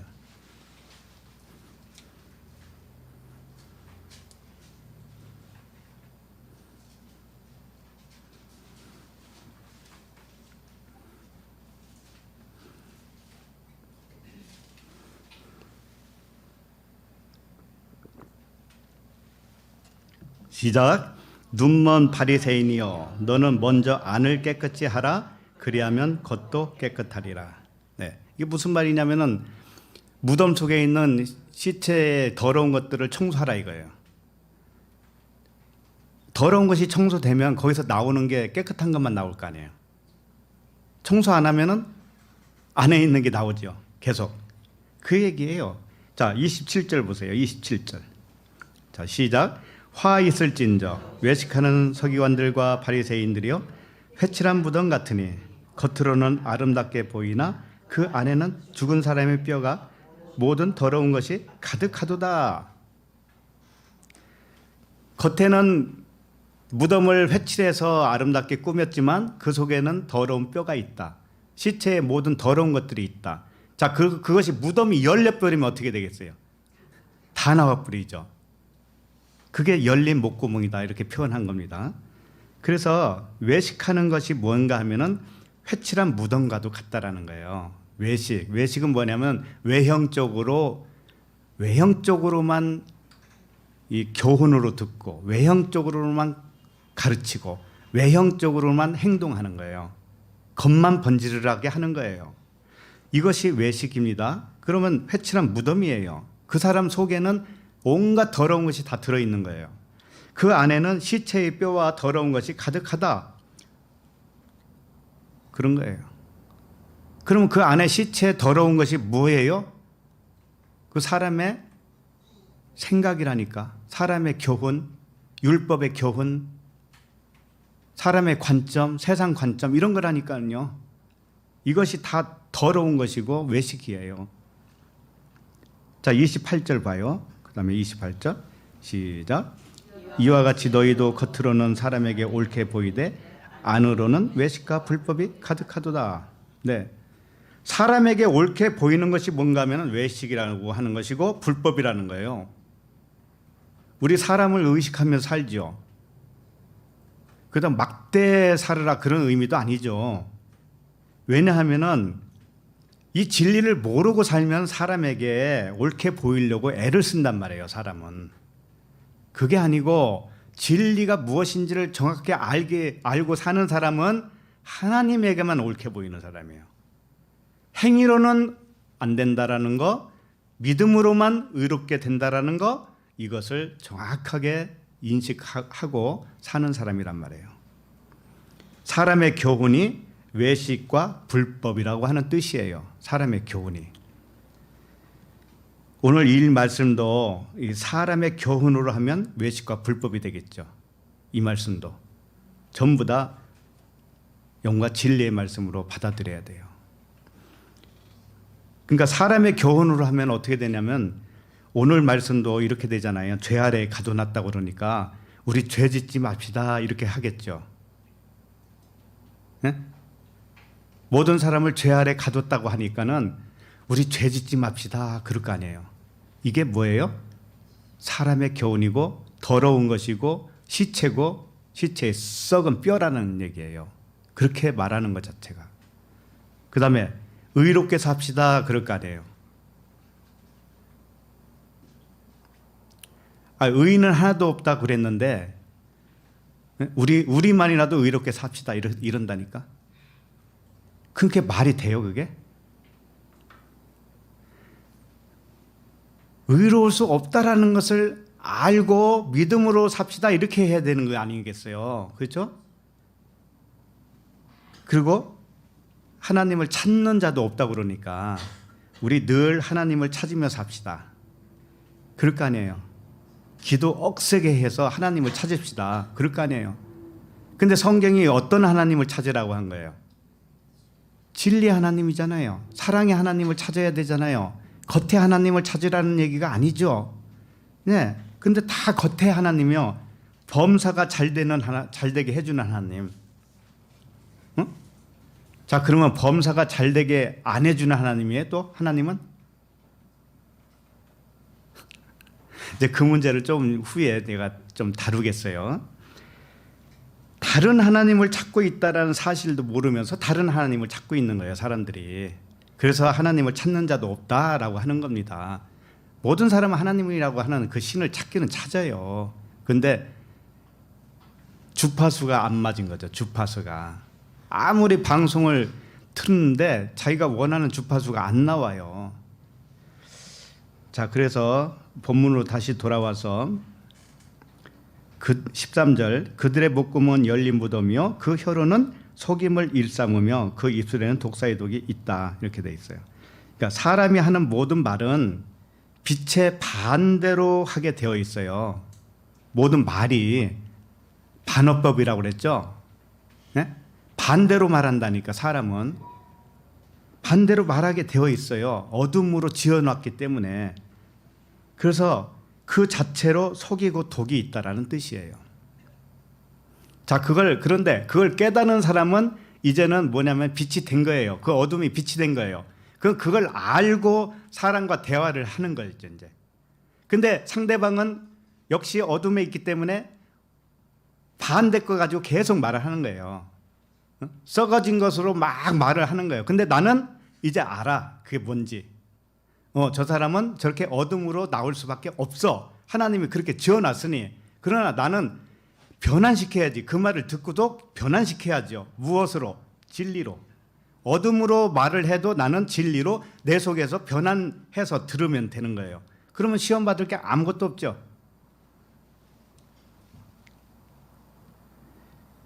어떤 사람은 어둠으로 빛을 표현하고 있구나 이렇게 우리가 이제 감지하는 거예요.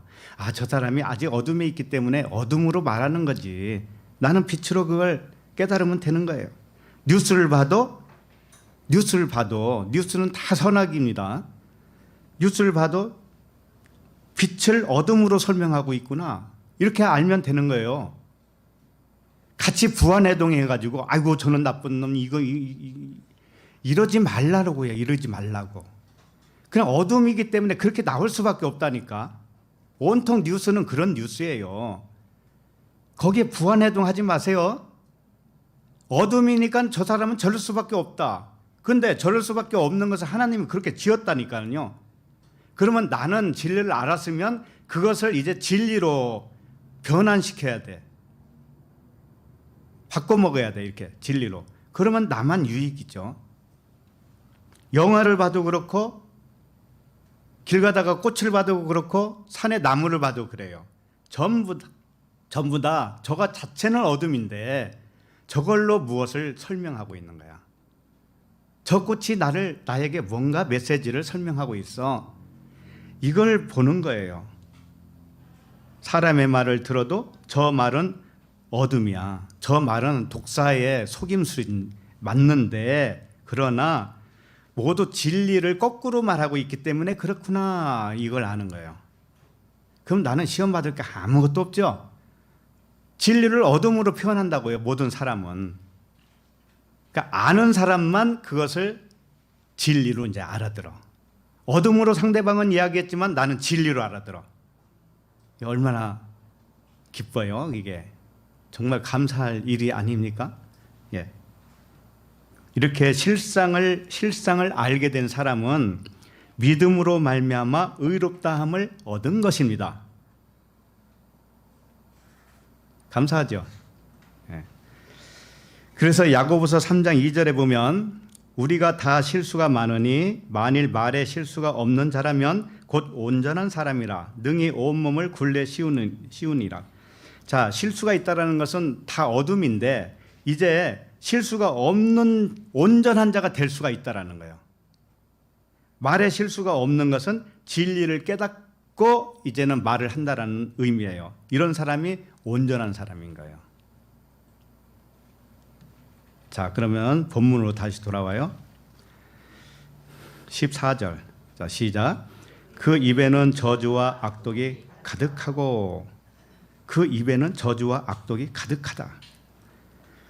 자, 이것을 내 입에 저주와 악독이 가득함을 깨달은 자는 내가 하는 말이 저주와 악독이 가득했다고 하는 것을 깨달은 자는 하나님에게만 저주의 말씀이 아니죠.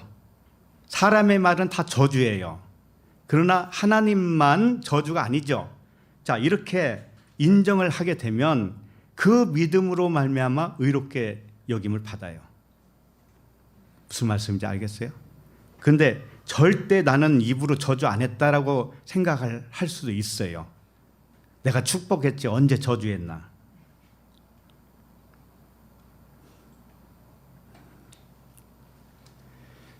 아까도 말했지만 진리를 알기 전에는 전부 저주한 거예요. 왜? 내 안에 뭐가 있다고 그랬죠? 시체, 썩은 시체, 더러운 거, 목구멍이 열렸다고 그랬잖아요. 그 무덤에서 나오는 것만 있었어요. 그것은 언제까지냐면 내가 이 진리를 깨닫지 못했을 때까지. 그러면은 그 시체 더러운 것으로 말을 했으니 저주한 거예요, 안 한 거예요? 네. 인간적으로 봤을 때는 축복한 것 같아도 그거 저주예요. 자, 시편 109편 16절을 봅시다.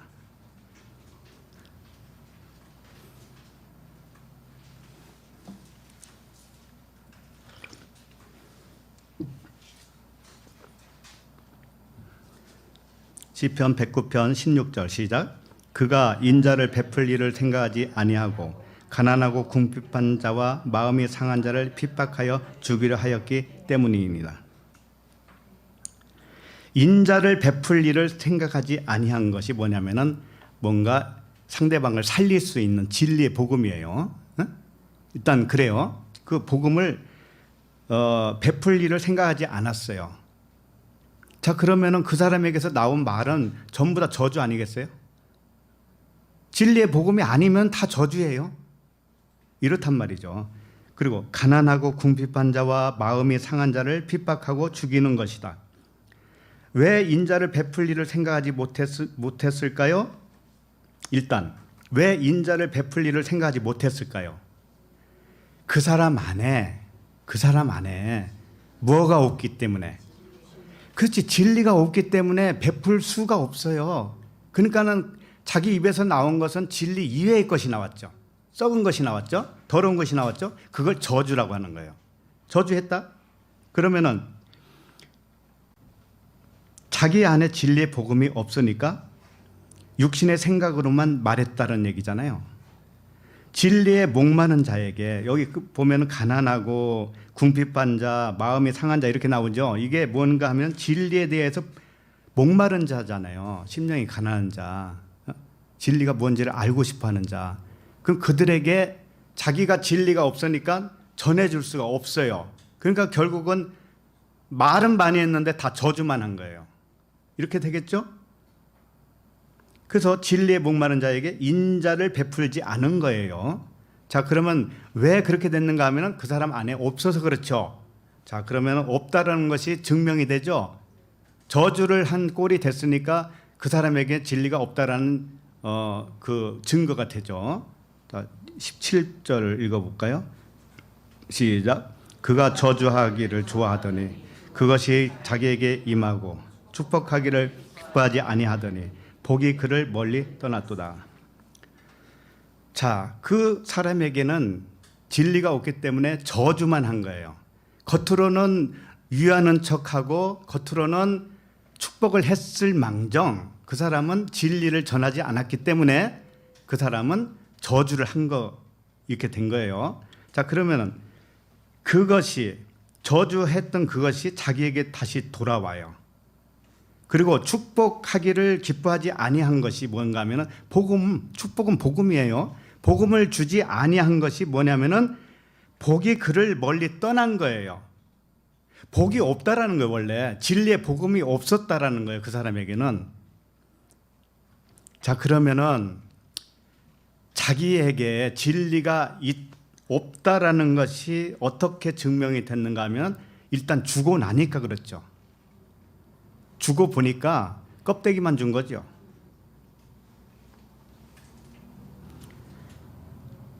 자, 그러면은 여기서 중요한 진리를 발견할 수 있어요.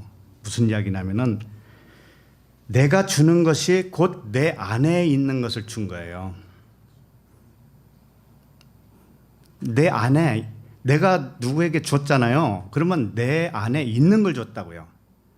자, 누구에게 쓰레기를 줬습니다. 그러면 내 안에 뭐가 있었어요? 쓰레기. 그럼 내 안에 좋은 음식이 있었어요. 그럼 음식을 주었어요. 그러면 내 안에 뭐가 있다라는 거죠? 예, 음식이 있었던 거예요. 그래서 내 안에 뭐가 있는지를 증명하려면은 어떻게 해야 된다는 거죠? 주어봐야 돼. 주어봐야 되는 거예요. 주어봐야 되는 거예요. 그래서 이건 물질 세계에서도 동일하게 적용이 될 수 있어요. 이 물질 세계에서도. 어떻게 된 거냐면은 우리가 가지고 싶은 것이 있습니까? 가지고 싶은 거. 가지고 싶은 것이 있으면 나에게 그게 있다라는 거예요? 없다라는 거예요? 없기 때문에 가지고 싶죠. 근데 사실은 있어도 없다고 생각을 했기 때문에 그럴 수도 있어요. 예를 들면 이거예요. 여러분 안에 진리가 아직은 나에게 진리가 없는 것 같아 라고 생각하는 사람도 있을 수가 있어요. 그런데 누군가에게 한번 주어봐요. 담대하게 한번 주어보시라고. 그럼 나도 모르게 진리가 나오는 것을 자기도 모르게 보고 놀랄 거예요. 아직 없다고 생각하니까 못 주는 거예요. 이와 같이 자신이 우리가 가난하여서 많은 소유를 원합니까? 근데 성경 하나님은 가난하고 부한 거 없다고 그랬어요. 근데 자기 자신이 가난하다고 생각해요. 그래서 더 많은 소유를 원해요. 그러면은 하나님은 가난한 것도 없고 부한 것도 없다고 분명히 말씀하시는데 사람은 가난하다고 여겨요. 자, 그러면 자기에게 뭔가 소유가 부족하다는 그렇게 느끼고 있다라는 의미죠. 자기에게 소유가 없다라고 느끼고 있는 것이죠. 자, 그러면은 자기가 가지고 싶은 소유 있죠. 자기에게 없다고 생각했는데 있을 수가 있어요. 무슨 얘기냐면은 예를 들면은 나에게 부족한 것만 있어. 없어. 모자라기만 해. 그런데 그 모자라다고 생각하는 거, 내가 원하는 거 있죠. 소유, 갖고 싶은 소유, 그것을 자기에게서 한번 주어봐요. 자기에게서 찾아서 한번 주어보라고요. 남을. 주면은 내 안에 있는 걸 준 거죠. 그럼 내 안에 있네요. 그죠? 안 줬기 때문에 없다고 생각한 것이지 주어봐야 한번. 그러면 내 안에 있다라는 거 알게 될 거예요. 이게 굉장히 어려운 건데, 그러니까 이런 거예요. 내가 원하는 거 있죠. 갖고 싶은 원하는 거, 그것을 남에게 주어보라니까. 그러면 이렇게 생각하지. 아니, 없어서 갖기를 원했는데 어째서 자기에게서 그걸 찾아서 주라고 합니까? 그러잖아요. 근데 있다니까. 분명히 있어요. 없다고 생각하니까 없는 거지. 근데 찾아보면 있다니까. 있어요. 분명히 있다고. 그럴 때 그 사람은 이미 가진 것이 돼요. 그렇기 때문에 하나님은 그 사람의 마음을 지켜줘요. 그때부터 그 사람에게 부족함이 없어져요. 이게 원리예요, 원리. 영적인 원리를 육적인 원리와 이렇게 같이 적용시킬 수가 있어요. 자, 그러면은 누가복음 6장 38절을 보세요.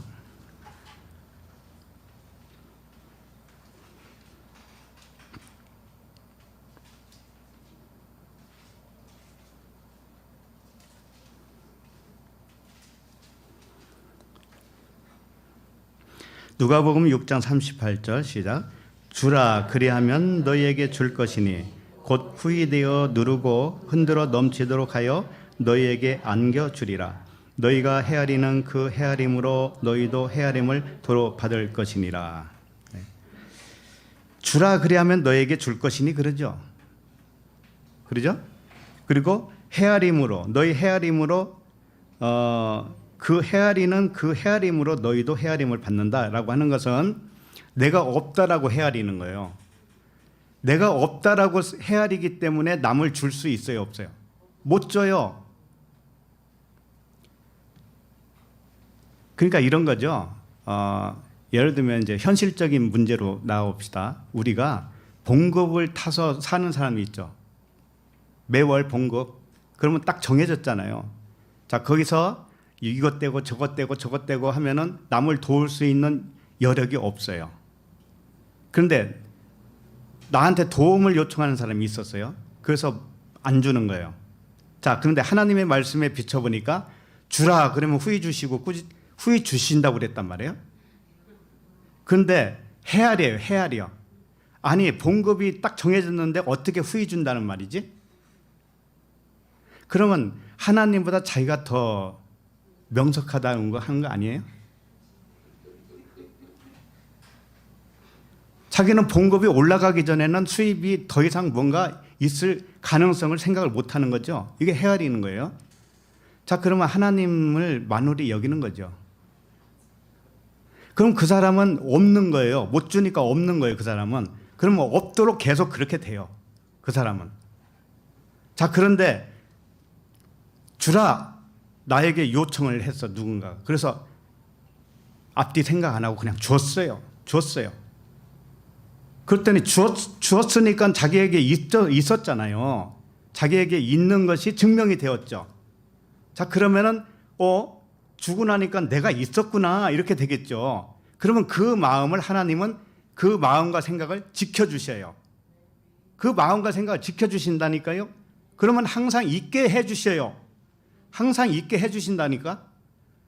이게 복음도 마찬가지예요. 우리가 복음을 전하잖아요. 그러면 나에게 복음이 있었구나, 진리가 있었구나 이렇게 되겠죠. 그러면 하나님은 더 있게 해주신다니까. 전하면 전한 만큼 더 있어요. 더 차고 넘치게 만들어 주셔요. 이게 물질 세계나 영적 세계나 동일하게 간다라는 거예요. 내가 이 말을 왜 하느냐면은 여러분 부자 되게 하기 위해서. 가난하고 부자 이거 없어요. 그러니까 이 원리를 따라서 우리 서로 나누라고요. 나눠. 왜 이렇게 인색하냐고. 예. 서로를 나누란 말이에요. 부족한 사람이 있는 거 하면은 내 눈에 띄잖아요. 내 눈에 띈 사람이 그걸 줘야 되는 거예요. 남 생각하지 말고. 남이 어떻든 간에. 그러면 내가 누군가에게 줬죠? 그러면 나한테 있었던 증거가 되죠. 그러니까 이런 말이 있잖아요. 쓴 것만 자기 거라. 쓴 것만 자기 거라. 어떻게 쓴 건데 자기 것이 돼. 그러나 이건 심오한 진리였어요. 쓰면 하나님이 그 생각을 지켜주신다니까. 그 생각과 그 마음을 지켜주셔요. 예를 들면은 좀 심하게 말해서 떼거리도 없다. 어떤 사람이 떼거리도 없어서 먹을 것이 없어요. 그래서 아들하고 오늘 한 끼 먹고 그냥 마지막으로 한 끼 먹고 그냥 끝내자 이러고 있는데 어떤 사람이 세 끼 굶었다고 하면서 찾아와서 밥 좀 달라고 그러네. 속도 없이. 그래서 밥 한 사발도 없다고 그랬어요. 그랬더니 잘 보라고 그래도. 있는 것이 뭐냐 그랬더니 밀가루 한 움큼밖에 없네요. 예? 그리고 기름 조금밖에 없네요. 그랬더니 그걸로 밥 한 사발 만들어서 일단 나한테 가져와 봐 그랬어요. 근데 가기 싫었는데 그냥 했어요. 그랬더니 그 사람이 뭐라 하냐면 나한테 가져와서 너 없지? 그런데 아들하고 너 먹을 거 계속 있을 걸? 그러는 거예요. 그게 누구 얘기예요? 사르밧 과부 엘리야와 이야기잖아요. 예? 엘리야가 사르밧 여인에게 떡 한 조각을 달라고 했는데 여인은 대답은 떡은 없고 가루 한 큼하고 병에 기름 약간 있다고 그랬어요. 엘리야가 뭐라 하냐면 두려워하지 말라 그래요. 두려워하지 말라. 떡 한 개를 만들어서 가져오고 그 후에 너와 아들을 위해서 만들어라 이렇게 얘기를 해요. 아니 없는데 어떻게 만들어요? 그런데 가져오니까 그 결과는 어떻게 됐는가? 엘리야를 통해서 하신 말씀같이 통에 가루가 떨어지지 않았어요. 그리고 병의 기름이 없어지지 않았어요. 이렇게 됐다니까. 물론 이 이야기는 영적인 이야기를 담고 있습니다만 세상 사는 원리도 똑같이 제공하고 있다는 것을 여러분 아셔야 됩니다. 이것을 사람의 교훈으로 받지 마세요. 이건 사람의 교훈으로 말한 게 아니고 이 원리를 적용해서 육적인 일에 표적으로 나타나게 된다라는 거예요. 육적인 일에 표적이 나타나요. 이게 실제로. 그렇게 해서 영적인 원리를 더욱 뭐랄까요? 확신하게 될 거는 거예요. 확증이 되어지는 거예요. 육적인 것은 영적인 일에 대하여 확증을 하기 위해서 나타나는 세계예요. 그렇기 때문에 이 동일한 원리가 우리에게 적용돼서 산다면 누구든지 평균케 될 거예요. 평균케 하려 함이라 그랬잖아요. 예. 그러므로 우리 교회는 최소한 우리 교회만이라도 어려운 자가 있으면 도와드리고, 그러면 도와드리는 사람에게는 나에게 있었네 그러잖아요. 없는 줄 알았네, 있었네. 냉장고를 다 뒤져보니까 엄청나게 많은 분량의 음식 재료가 많이 쏟아져 나오는 것을 알 수가 있어요. 많이 있었다라는 거예요. 없는 줄 알았더니. 그 있다라는 것을 증명이 됐죠. 그러면 하나님이 그때부터 항상 있게 만든다. 항상 있게 만들어요. 이게 하나님의 원리라니까. 자, 그러면은 본문 15절로 돌아옵니다. 본문 15절. 자, 시작.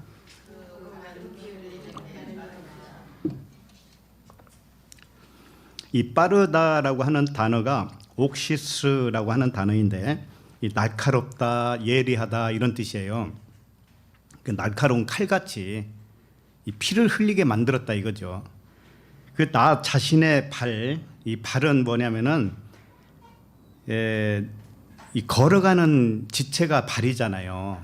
그러니까는 모든 것이 말씀인데 내가 그 말씀을 어떻게 알고 있는가에 따라서 내가 걸어갑니다. 어디로든지 걸어가요. 그런 의미로 이제 발이라고 하는데, 복음의 발, 복음을 전하는 아름다운 발, 뭐 이런 표현들이 있잖아요. 그래서 나 자신의 발은 피 흘리는데 날카로운 발이었구나, 이렇게 깨닫는 거예요. 이렇게 깨달으면 생명의 피는 하나님께만 간직되어 있구나, 이렇게 믿어지는 겁니다. 그러면 그 믿음으로 말미암아 의롭다함을 얻은 자가 돼요. 이게 좀 어렵죠. 그 발은 피 흘리는데 빠른지라. 이게 뭔가, 피는 언약의 피예요. 피는 언약의 피고 생명, 성령을 의미합니다. 진리, 그리스도를 의미해요. 피. 자, 그러면 발은 길을 걷는 지체 중에 하나죠. 그러면 발은 율법의 행위로 말하는 거예요. 율법의 행위. 육신의 생각이죠. 이 율법의 행위로 걸어갈 때 진리를 흘려요. 진리를 흘려. 이게 무슨 말이냐면, 그 혈류병 여인이, 피 흘리는 혈류병 여인이 예수님께 와서 옷자락만 만져도 피가 멈춘다고 그랬잖아요. 그래서 치료를 받았죠. 그와 같이 우리는 율법의 행위를 하면서 살죠. 걸어가죠. 그러면은 진리의 피를 흘리는 것과도 같아요. 그래서 그 발이 오히려 진리를 피를 흘리게 만드는 날카로운 병기란 말이에요. 그 자체가. 그러면 혈류병자 환자예요. 그러니까 어둠으로 온 우리는 전부 다 그런 존재라는 뜻이에요. 그런 존재예요. 그러니까 죄 아래에 있는 자가 하는 모든 행위의 발을, 이것은 날카롭게 피를 흘리게 하는, 진리의 피를 흘리게 하는 그 행위란 말이에요. 그러니까 피가 이게 간직되어야 되잖아요. 간직되어야. 그런데 어느 날 은혜를 받고 나면 자기가 예수를 죽였구나라는 것을 알게 돼요. 예수는 자기 육신과 똑같은 겁니다. 그러니까 자기가 율법의 행위로 자기 진리 피를 흘렸잖아요. 그러니까는 혈류병 환자와 같다라는 것이고, 예수님을 찔러서 피를 흘린 자와 똑같은 거예요. 자기가 쉽게 말하면 예수를 죽인 자가 된 거예요. 내가 예수를 죽였구나, 이 행위로서. 이렇게 되겠죠. 자, 그러면 예수는 죽죠. 그럼 자기도 죽어요. 자기도 죽어요. 그러면은 피 흘리게 했으니까 자기도 죽어요. 그래서 그 피 흘림이 자기를 또 사함을 줘요. 그 피 흘림이. 이런 뜻이에요. 피 흘림이 없은즉 사함이 없느니라, 이렇게 되는 거예요. 자, 그러면은 잘 이해가 안 될 때는 어떻게 하라고 그랬어요? 묵상. 하나님께 질문. 그죠? 예. 저도 여기서 다 얘기하면 안 돼. 100%다 얘기하면 안 되고 살짝 남겨놔야 된다니까. 자, 16절 봅니다. 16절. 시작. 파멸과 고생이 그 길에 있어. 네. 파멸과 고생이 그 길에 있대요. 죄 아래에 있으면, 죄 아래에 어둠으로 나타난 죄의 본성으로 사는 모든 사람은 파멸과 고생이 있어요. 왜 그럴까요? 진리를 모르니까. 그 누구든지 해당되는 겁니다. 자신이 파멸과 고생의 길에 있음을 깨닫는 자는 하나님께만 뭐가 있다라고 생각할까요? 하나님께만 평강이 있다라고 생각하죠. 하나님께만. 그죠? 나는 이 파멸과 고생으로 이 인생길을 살아가니까 평강이 없죠? 그럼 평강은 누구에게만 있는가? 하나님에게만. 그 하나님에게서 평강이 와야 되는구나. 세상에 없는 평안, 하늘에서만 줄 수 있는 평안, 그것이 하나님께만 있다라는 것을 깨닫게 되어요. 자, 그러면 그 믿음으로 말미암아 의롭다함을 얻은 자가 되는 거예요. 네. 그 파멸과 고생이 뭐냐면은 이 세상이 다른 하나님의 모습으로 왔다라고 하는 것을 모르고 사는 거예요. 이 세상은 하나님의 반대편 것으로 나타나는 거예요. 어둠으로 나타났어요. 그래서 깨닫게 하기 위해서 무엇을? 진짜 하나님을, 빛이신 하나님을 깨닫게 하기 위해서 주었는데 그걸 전혀 몰라. 그런 것조차는 몰라. 모르고 그냥 사는 데만 집착해서 살아요. 그러다 보면은 그게 뭐예요? 파멸과 고생이에요. 모르고 살면 그렇다 이거죠.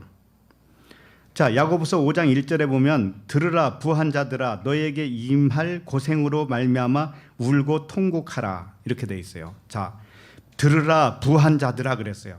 부한 자들이 임할 고생이라는 거예요. 자, 그러면 부한 자가 뭘까요? 부한 자는 법이 많은 자가 부자예요. 네? 법, 율법. 이 세상에 살면서 법 없이 사는 사람이 어디 있겠어요? 그런데 진리를 모르면 전부 다 법으로 그냥 엉켜 있다고요. 본인이. 그래서 법으로만 다 이해를 하고 법으로만 판결하고 법으로만 살아요. 이게 부자입니다. 부자. 이게 부자예요. 이 부자는 뭐냐면은 고생으로 살고 있다라는 거예요. 이게. 그게 파멸이라는 것이고 인간이 세워놓은 그 가치관과 세상 기준으로 사는 거 이것이 부자이에요. 부자. 이 세상은 부자와 가난함이 없어요. 사실은 영적인 부자 말고 영적인 가난 말고 이 실제로 우리가 사는 이 인간 세상은 부자도 가난도 없어요. 사실은 많고 적은 것도 없어요. 좋고 나쁜 것도 없어요. 선하고 악한 것도 없어요. 높고 낮은 것도 없어요. 왜냐하면 다 그림자니까.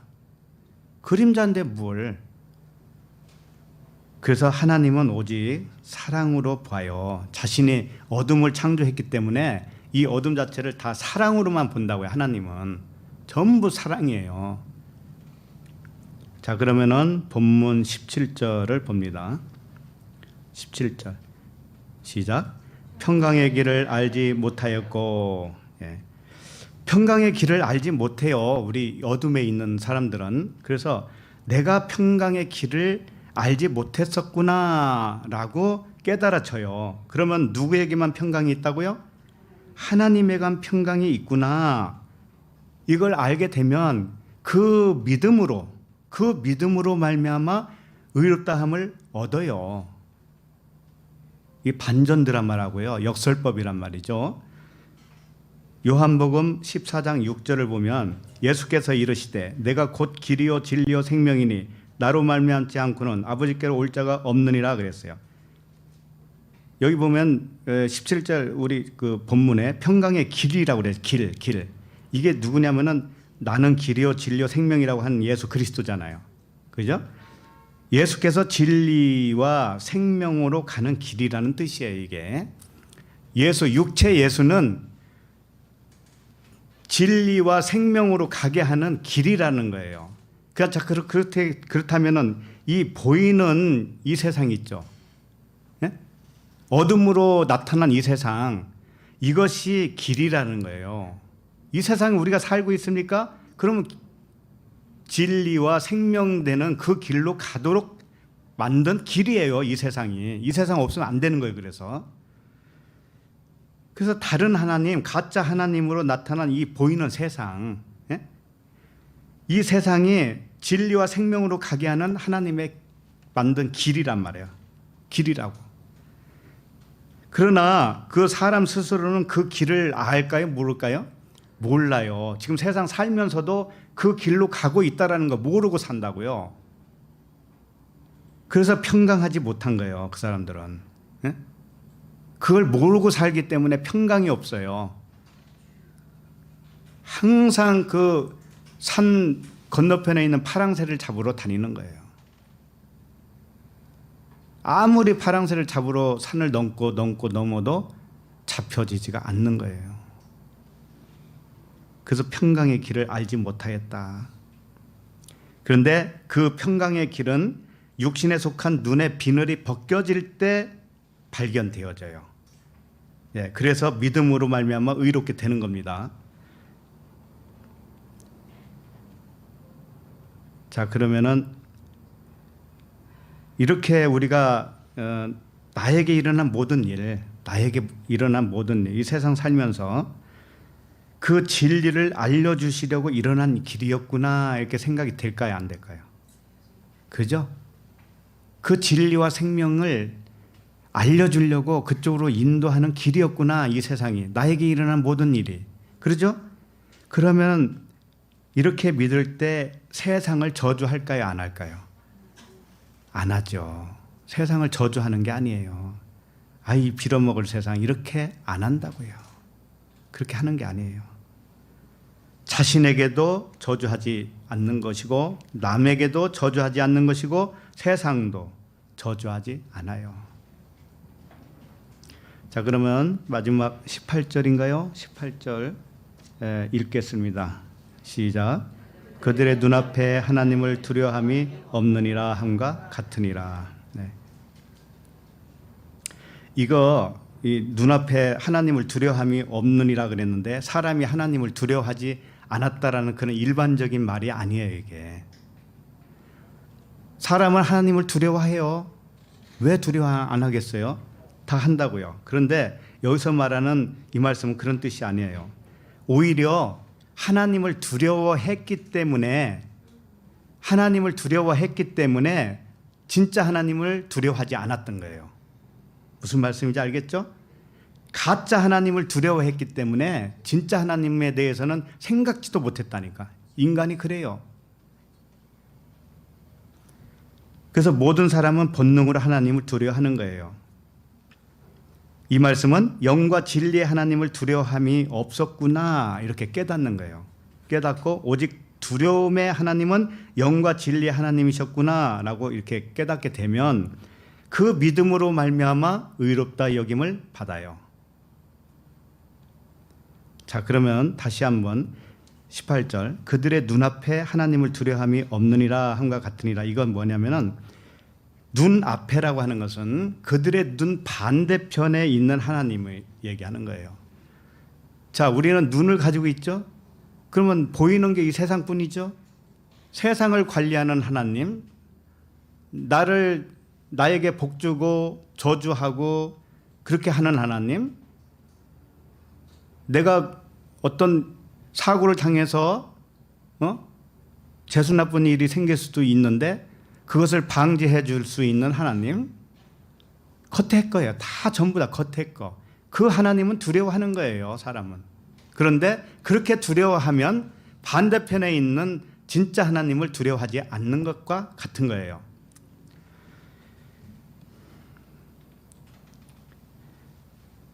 자, 그런데 이 왜 두려움이라고 썼는지를 아셔야 돼요. 그 반대편에 계신 진리로 계신 하나님, 그분은 사랑이라고 그랬습니다. 사랑의 하나님을 왜 두려워해야 되지? 이런 질문이 생길 수가 있죠. 그렇잖아요. 사랑의 하나님은 우리가 두려워할 거 있어요, 없어요? 두려워할 필요가 없어요. 그런데 왜 그 하나님을 두려워하지 않았다라고 표현할까요? 두려움과 사랑은 하나이기 때문에 그래요. 진리의 하나님을 두려워하지 않았다고 하는 것은 진리의 하나님을 사랑하지 않았다라고 하는 것과 같아요. 반대편으로 설명했을 뿐이에요. 자, 이걸 좀 예를 들어서 설명을 한 가지 하고 마칩니다. 예를 들면은 초등학생 어린 자녀가 있는데, 뭐 아들이든 딸이든 상관없어요. 있는데 동네에서 이렇게 아버지가 지나가다가 보니까 깡패들 한 5-6명이 그 어린 자녀를 둘러싸서 곧 뭔가 때릴 것 같아요. 그걸 발견했다고 칩시다, 아들이, 아버지가. 그러면 여러분이 아버지면 어떻게 할 거예요? 응? 어쨌든 구해야 할 거 아닙니까? 그래서 구해야 되겠죠? 자, 그런데 구할 때 아버지의 마음이 어떤 마음이 있었을까요? 1번 기쁘다, 2번 슬프다. 무슨 마음이 있는가 하면은 제일 먼저 두려운 마음이 생깁니다. 아버지는. 왜? 저 건장한 청년들이 자기 아들을 한 대라도 때리면 큰일 날 것 같잖아요. 그러니까 두려운 거 일단 두려워요. 그러면 두려움은 도망가야 되나요? 일반적인 두려움은 도망갑니다. 안 그래요? 아니, 북에서 쳐들어왔는데 도망가지 안 도망가겠어요? 두려운데? 그런데 이 아버지의 두려움은 그런 두려움과 다르죠. 결코 도망갈 수가 없어요. 그 아들을 어떻게든지 구합니다. 5명이든 10명이든 상관이 없어요. 그 아버지에게는 눈에 뵈는 게 없다고요. 힘도 어디서 나오는지 몰라요. 그 건장한 애들을 그냥 발로 차고 손으로 때리면 그냥 나가 떨어지게 그렇게 했다는 건 아니고, 어쨌든 그 자기 자녀를 보호해서 빼왔습니다. 자, 그러면은 아버지는 두려운 마음이 있었어요. 자, 근데 두려웠는데 안 도망갔어요. 아들을 구했습니다. 그것은 무엇에 대한 반증이에요? 사랑이 있다라는 거죠. 사랑이. 그래서 사랑과 두려움은 하나예요. 하나로 나타나는 거라고. 그러니까 진리의 하나님을 두려워하지 않았다라고 하는 것은 진리의 하나님을 또 한편으로 사랑하지 않았다고 하는 것과 같아요. 네, 그와 같은 거입니다. 그래서 항상 하나님은 이 반전, 역설법, 반어법을 사용해요. 그래서 우리에게 그 진리를 가르쳐줘요. 그러니까 오늘 말씀도 겉으로만 보면 전부 다 희망이 없어 보이잖아요. 모든 사람을 죄에다 가두고 모든 사람 의인도 하나도 없고 다 치우쳐서 목구멍에서 열린 무덤에서 나오는 말을 다 그런 형식으로 이렇게 쓰여져 있는데, 알고 보니까 축복의 언어였죠. 복이죠, 전부 다. 우리를 율법의 행위로 안 하고 믿음으로 말미암아 의롭다함을 얻게 하기 위해서 그렇게 했다라는 거예요. 정리를 하면 하나님이 우리에게 가르쳐 주신 진리는 이분법으로 빛을 어둠으로 가르치고 있다라는 것이었어요. 반어법으로 하나님의 의를 사람의 불의로 나타냈다라는 거예요. 역설법으로 참된 것과 이렇게 모순되게 설명하고 있었다라는 거예요. 우리가 이것만 이해한다고 해도 하나님의 사랑을 더 깊이 깨닫게 될 겁니다. 우리 모두 이 눈과 귀가 열려서 이 귀한 은혜를 받아 누리시길 바랍니다. 네, 기도하겠습니다. 하나님 아버지, 은혜를 감사합니다. 우리가 하나님을 오해하고 사람의 생각을 따라 살아온 저희들을 불쌍히 여겨 주옵소서. 이토록 진리 안에서 자유를 주시건만 자기 생각과 육신의 기준으로 말미암아 무거운 짐을 지고 있지는 않은지 모든 형제와 자매에게 자유와 평강을 허락하여 주시옵소서. 모든 자녀들에게 내면에서 들려주시는 주님의 음성이 더 크고 더 명확하게 들려지도록 은혜를 베풀어 주시옵소서. 예수 그리스도 이름으로 기도합니다. 아멘.